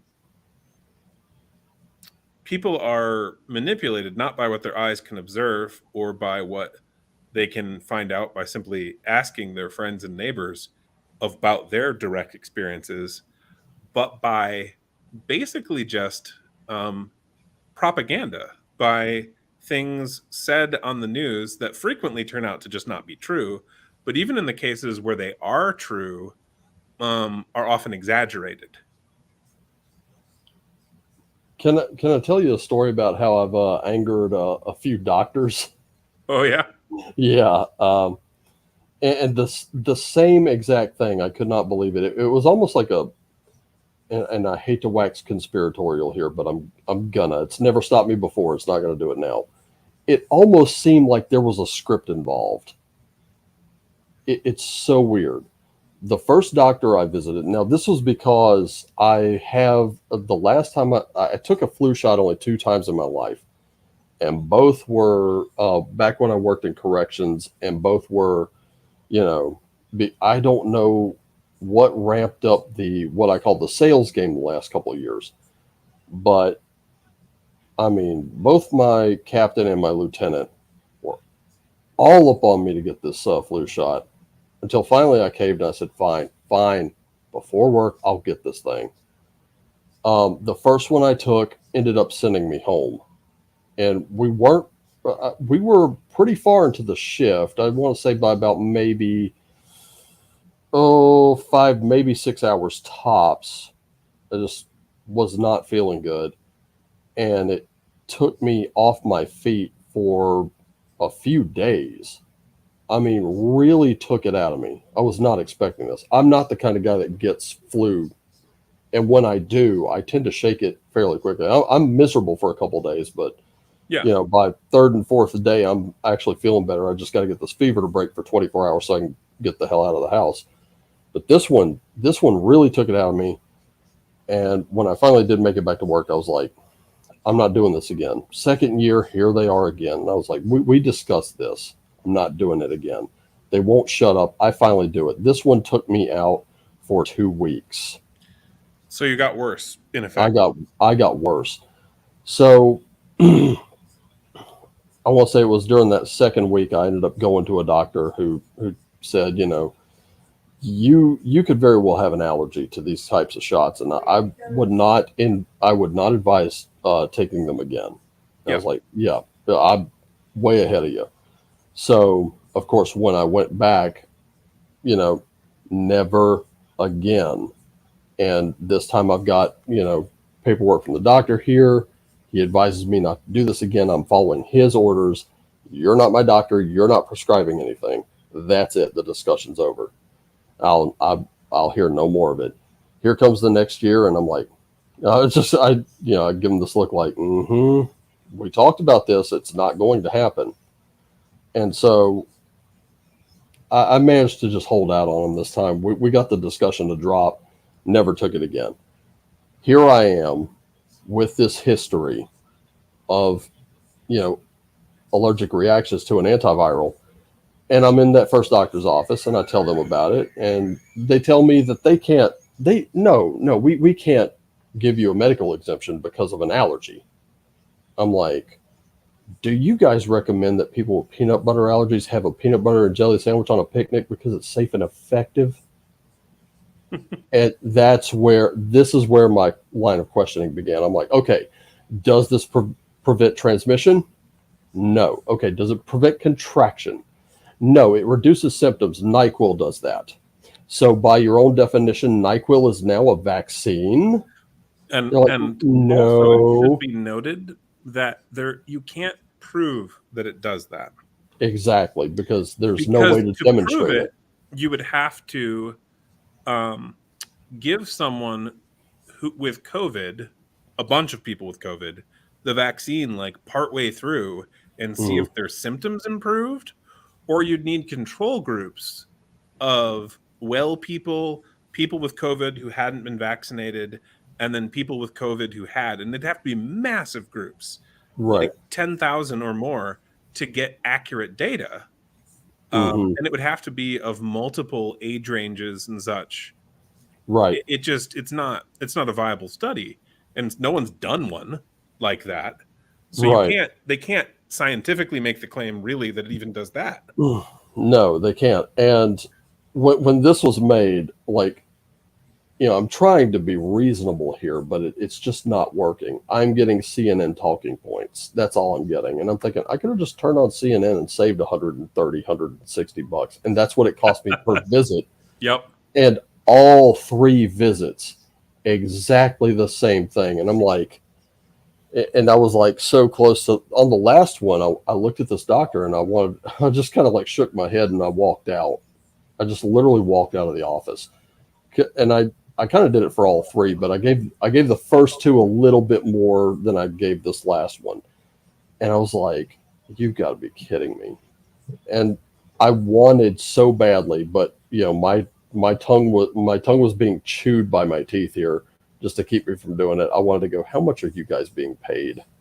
I really want to know, because I'm in the wrong line of work. It was so weird.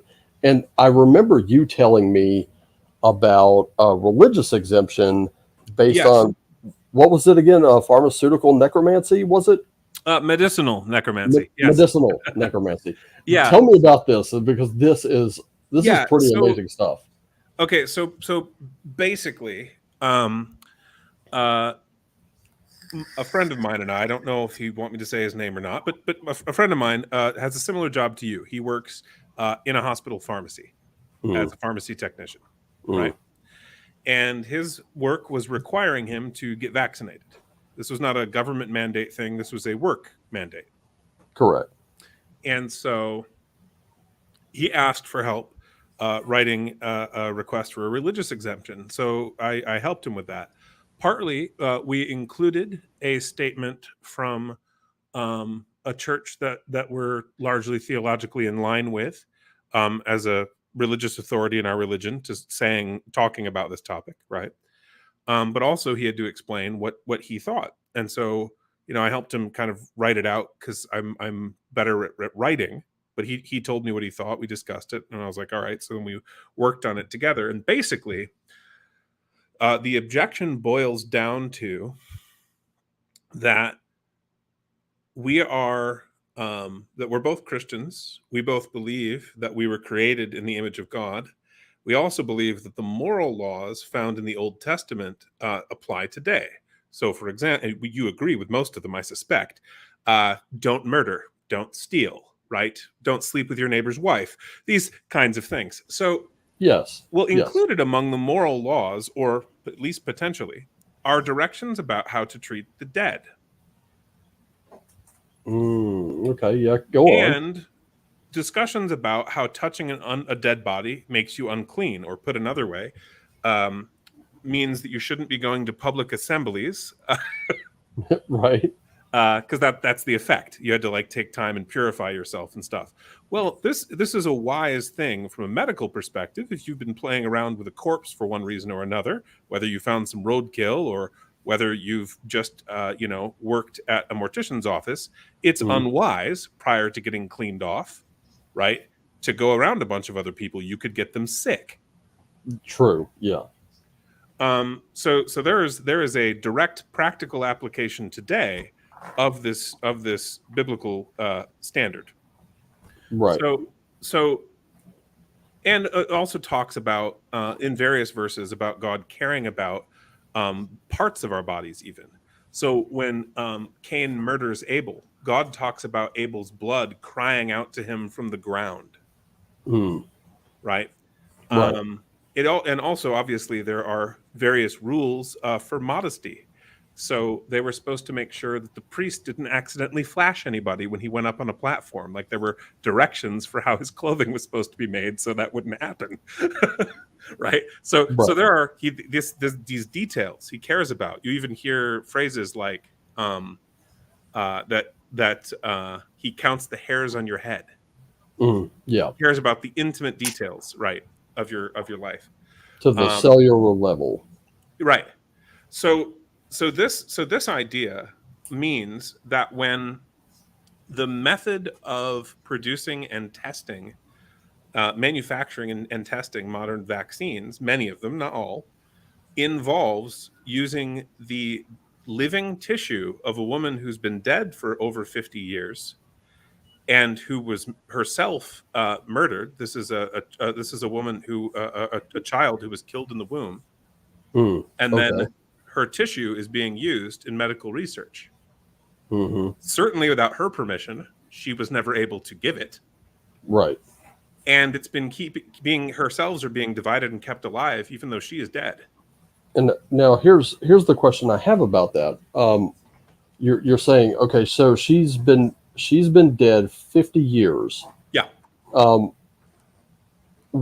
do we, like, I know now, when getting your driver's license, they ask, or even getting it renewed, they ask, would you like to consider being an organ donor? Was she ever? Do we know if Well, she this? couldn't be because remember she was killed as a baby. Okay, so okay, Yeah. gotcha. Okay, that's Yeah. where I was a little confused. All right, So go there's on. no possibility of consent, Right. even Okay. if that made it okay. Right. I would argue that it wouldn't, but let's say it did. Okay. In this case, there's not even a question that happened. It clearly did not. hmm And so now you're dealing with a couple different issues, which is potentially just the abuse of a corpse, Right. right?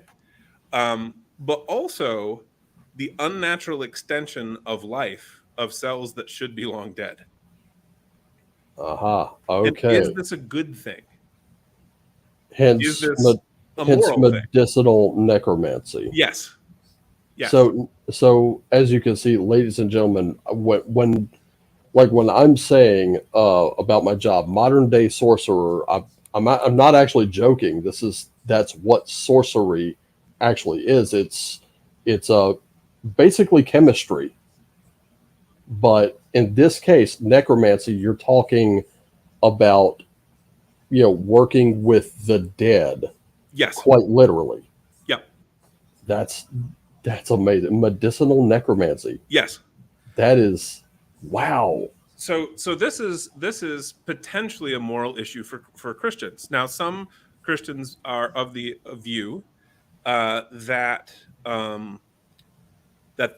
that those components of the Old Testament are not part of the moral law, but are only part of the ceremonial law, Mhm. which is stuff like about how the priests were supposed to behave or the sacrificial system was supposed to exist and stuff for Israel. Right. And those things Christians don't have to follow. And they're quite Mhm. right. That is true. I don't think that all of the things I listed are part of the ceremonial law, but some of them very well may be. And so that's a fair enough belief. I'm not going to say that they are definitely wrong, Mhm. but I do think that there is room for both views. Mhm. And for those who do think that this is a problem, Mhm. they should be free to practice it. They should be free to go, yeah, I don't want to have anything to do with that. And in fact, if you ask your normal agnostic American, hey, do you know this is how vaccines are made? And just ask them, they're usually disgusted by it. Look, I'm a heathen, and even I'm disgusted by it. Yeah. And shouldn't you know this information and before you put it in your body? That's exactly what informed consent is and what it's supposed to be. Yes. Yeah. And then there's the a further issue, which this specific vaccine is dealing with, and this one is much more clearly, there's much less wiggle room because it's not dealing with anything potentially of ceremonial law. It's the question of, if God made the world and he made you individually, the Bible says that he designed you in your mother's womb, right? Mm. Knit you together, I think is the term. Sure. Yeah. So if that's the Christian view of the world, that we are in an imperfect world, imperfect because of our sin, but that God is still very deeply involved in the design and life of all creatures, right? Right.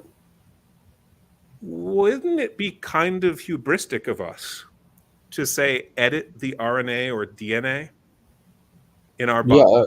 or our I mean, even from a heathen perspective here, when Odin and his brothers Vili and Ve create the first two humans from the trees that they felled themselves, or that they found that way, they create Ask and Embla. They very much created them, and this was, I think, in the Prozetta when I read it. They created them to be like them, like in their image. right? So we do share a similarity there. So Yeah. these gods, whether Christian or heathen as mine are, they create us in harmony with nature. And then we're supposed to be so good that we're going to go screwing around with it. We're going to go in there and edit it, thinking that we can create what. And I know this is a little extreme thinking here, but we're going to make ourselves superhuman, godlike. Yeah, it's a foolish plan. Partly because the people who said this is an RNA only vaccine were probably telling the truth in that's what they meant to do. Mm-hmm. But it's not what the vaccine actually does. It does edit your RNA. That's true. But also, the delivery mechanism collects in the parts of your body oriented around reproduction, so testicles in men. What that will do to future generations is an open question we haven't checked. The delivery mechanism.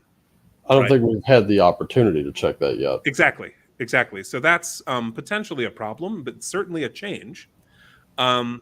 And also, it turns out when this vaccine gets into your liver, it does edit your liver's DNA. Oh. Which is very, very bad. And I can explain why. We don't understand how DNA works properly. When people talk about mapping DNA, what they mean is pulling the strand out like a ticker tape, right? Mm-hmm. And reading it left to right. Right. And like mapping each part. Mm-hmm. Okay. But that's not how DNA is read. Your cell doesn't read it left to right or right to left.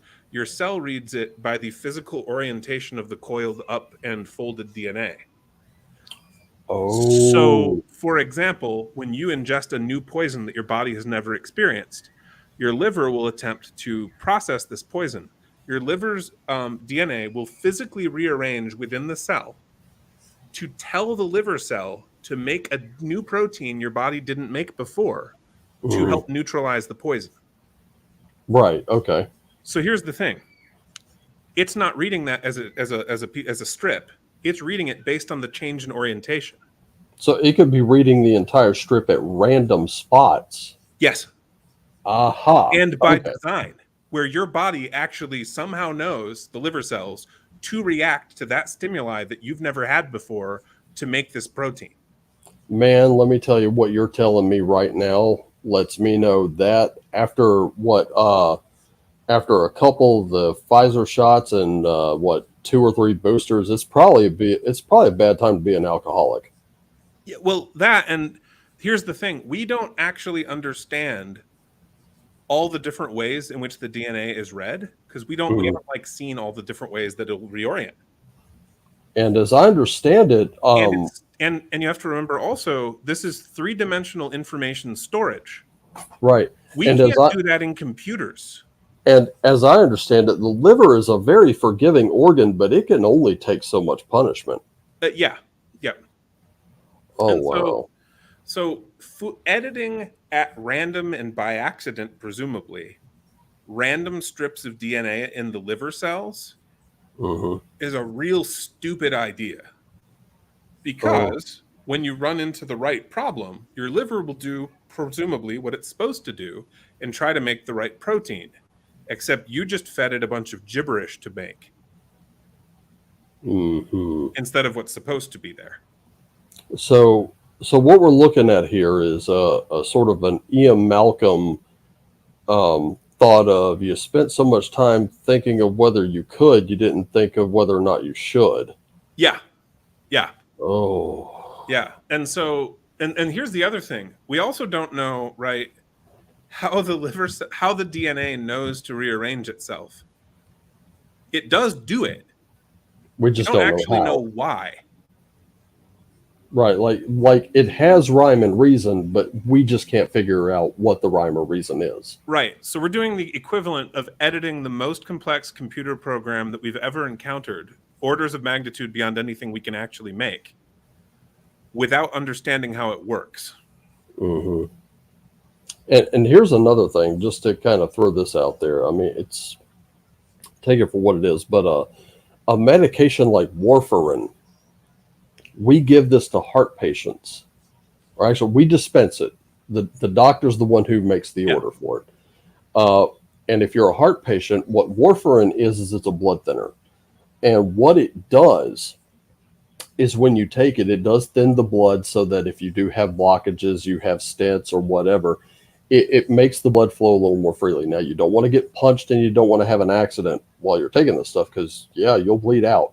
But here's the thing that the reason I bring that up, any used bottles we have to dispose of in hazardous material boxes. Yeah, let that sink in. And one of the things I was told back when I started working in this pharmacy was, well, just about everything in here is toxic to a human at some point or another. It's just in what doses do you give it?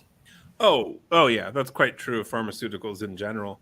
And any of them will harm your liver to some degree. It's a question of how much and how quickly it'll bounce back. Right. But what we've done with this mRNA vaccine and the associated boosters is we've actually, if in effect, poisoned the ability of the liver to fight off certain problems. Oh Except we boy. don't even know which ones. Uh-oh. Right? That's not a wise thing to do. We didn't. I assume. I hope the people who made this didn't know that would happen until it went into people. Because if they Hmm. did know, they should be executed. Yeah, I'm in full agreement with that. And it's just so. So those are the. But back to what you were asking about. The main moral objections, right, for a Christian are there is an order in the design of life, and in particular human life, described in the Bible and kind of core, right, to the human to the Christian religion, and that's a reason why messing with the created order shouldn't be done in that way, right? Hmm. That's a moral issue. And then the second one is this issue of how we are treating the dead and whether or not this is something that would be morally good.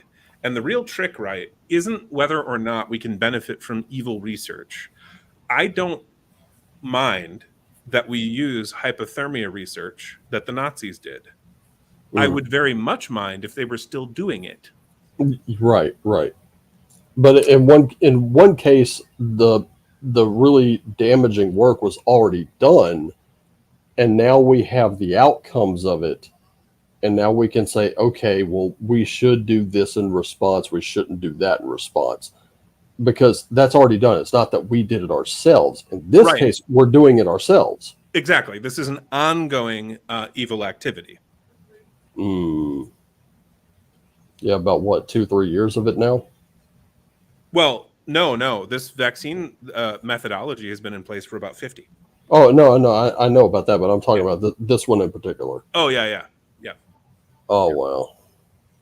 So, and like you said, a lot of pagan religions, not all, but a lot, also believe in a created order, and so they would share Christian and, for that matter, Orthodox Jewish views on this topic. Mm-hmm. And like I said, random agnostic people who I've talked to, who aren't even really sure if there is an afterlife or a God or anything like that, are pretty much immediately repulsed when you simply describe the process of part of making some of the vaccines. Mm-hmm.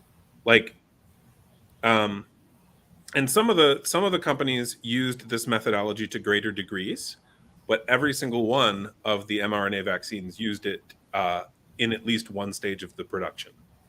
And I remember watching. I remember this got heavily censored on just about every platform. I think except maybe Spotify, and I managed to catch it. I don't know if it's still there, but when Joe Rogan was talking with the guy who created this thing, yes, and he was like, whoa. His overall message was, whoa, guys, this is not where we want to go with this. And we need to kind of think about this for just a minute.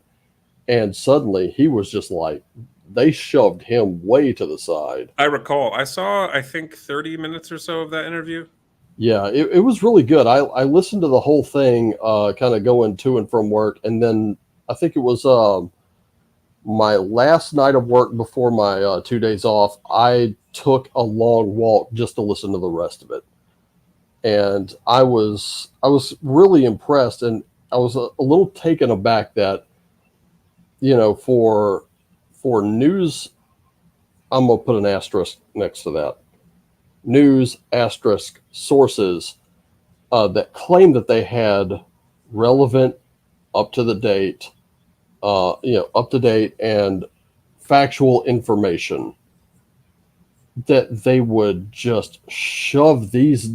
I mean, we're not just talking just him. We're talking doctors, any health professional that came forward and said something, and rather than present this, and this is like, I went to school for mass communication with a concentration in print journalism. Never graduated. I just kind of went to school for it. Part of that curriculum was you have to approach it, your story, whatever you get, whatever information you get, you have to present it in a fair, balanced, and objective manner. And it's up to the person reading it to decide for themselves. You're just there to inform, nothing more. And it seemed like we're not informed, not in the least, because there's stuff you revealed here that I didn't know. And certainly, I'm definitely one to check it out if I can find anything. Oh, but you can find that stuff very easily. In fact, Pfizer has been lost a lawsuit, essentially a Freedom of Information I heard Act about thing. that. And so they're being forced to release more and more data. And it turns out they knew their vaccine was neither safe nor effective and released it anyway. And they're saying that, not me. You can read their data if you're bored. And there are people showing up every day for these things, wondering when they can get the 5th or 6th one. And I'm like, oh, wow. Oh, my goodness. That's like, I can't really wrap my head around it. Just how quickly a lot of the stuff came out. In fact, there's a joke running around, and it's, what's the difference between conspiracy theory and conspiracy fact? About 3 weeks. About 3 weeks these days. Yeah, about 3 weeks.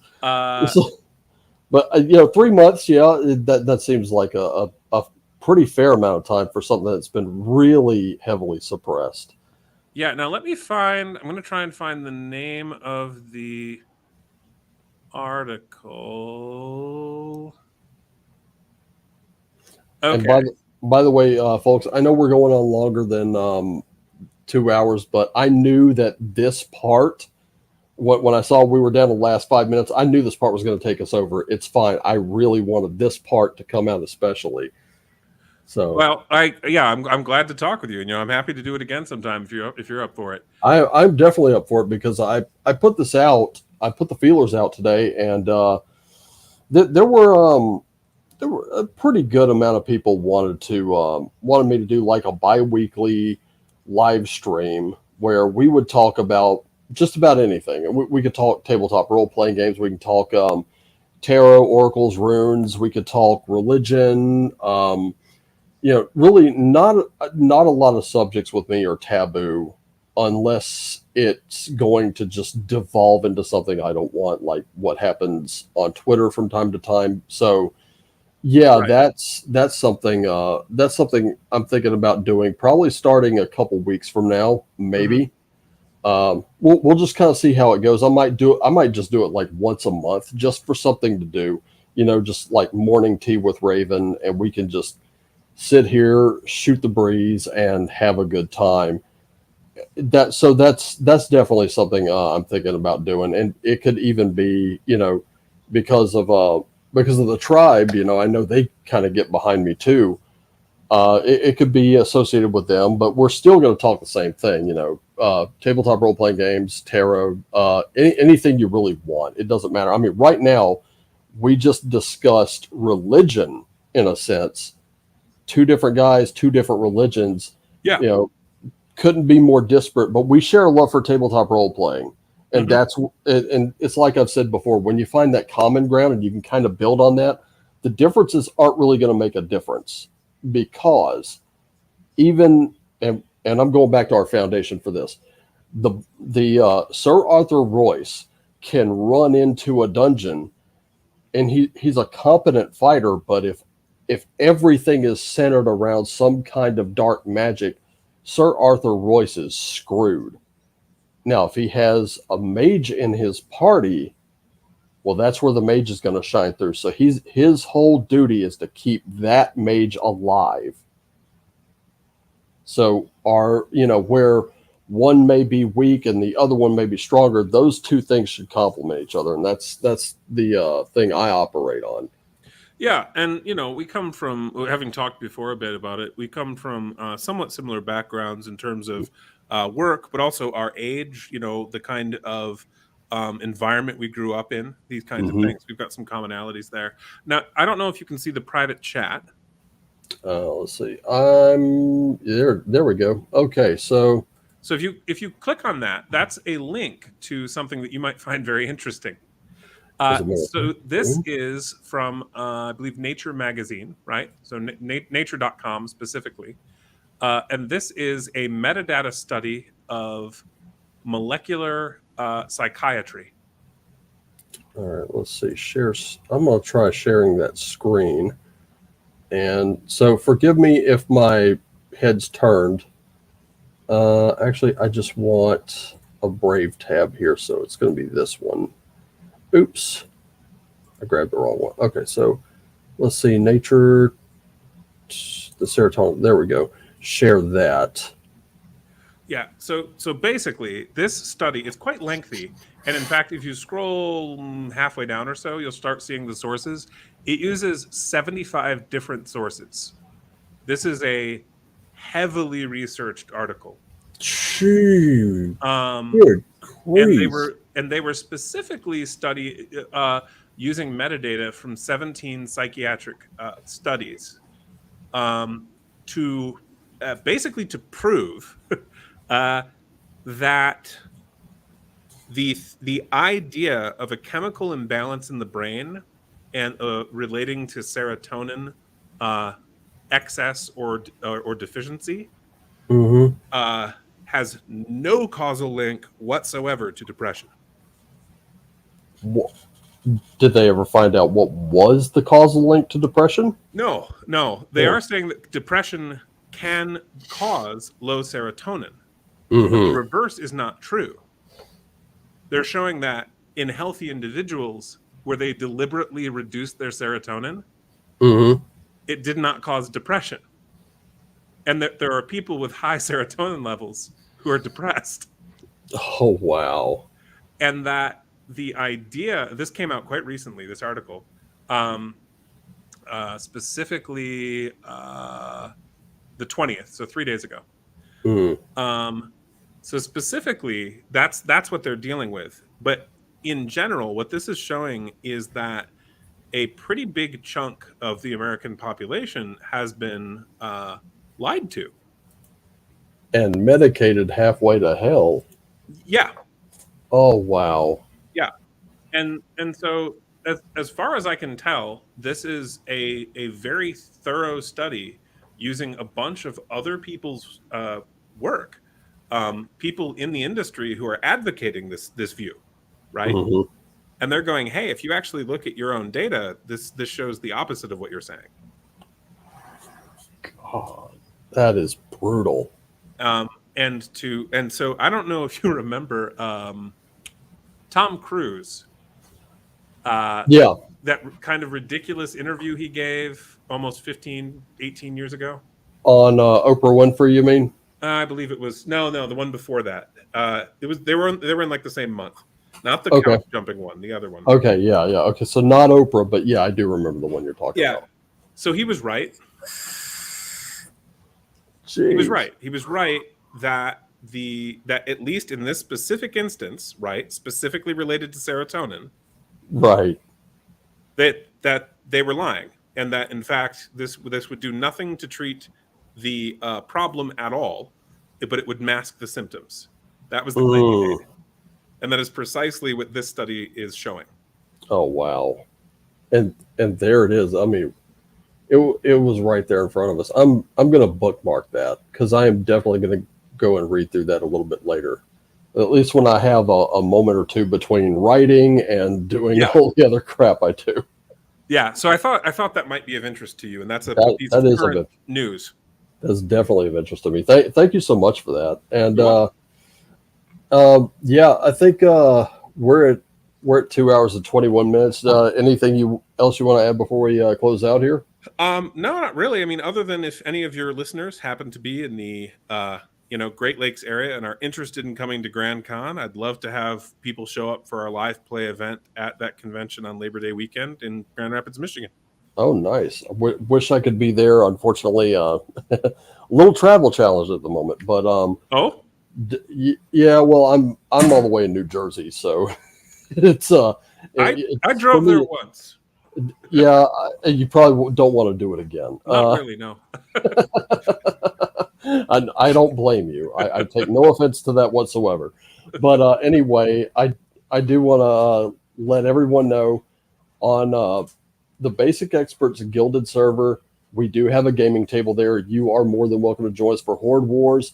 I can also run games there, so if there's a game you want to play, we could do it there. We could do it in my Gilded server, which has all of about 4 people, maybe 6 right now. So, but those gaming tables are very specific. We have rooms that we can bounce ideas off of and everything else. But anyway, Yeah. um, I was going to say the last thing is, what did you think? Did you have fun with the game? Any particular things you liked, didn't like? with I mean, with Horde Wars, I liked that, and I just randomly picked a pregen, one of your pregens, and I looked at Sir Arthur Royce and I was like, you know what? I don't normally play the.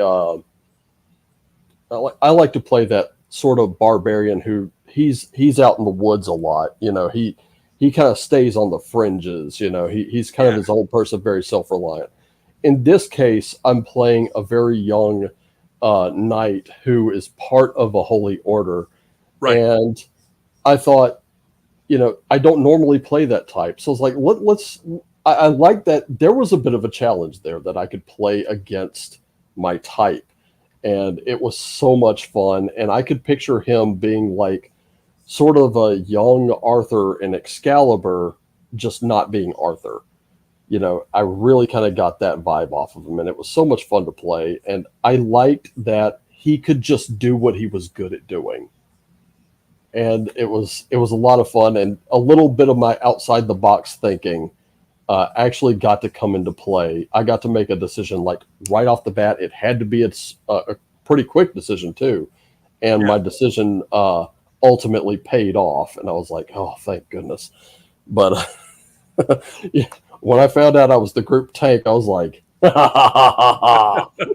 Well, you are. I mean, you and Victor in different ways. He's easy to hit, right?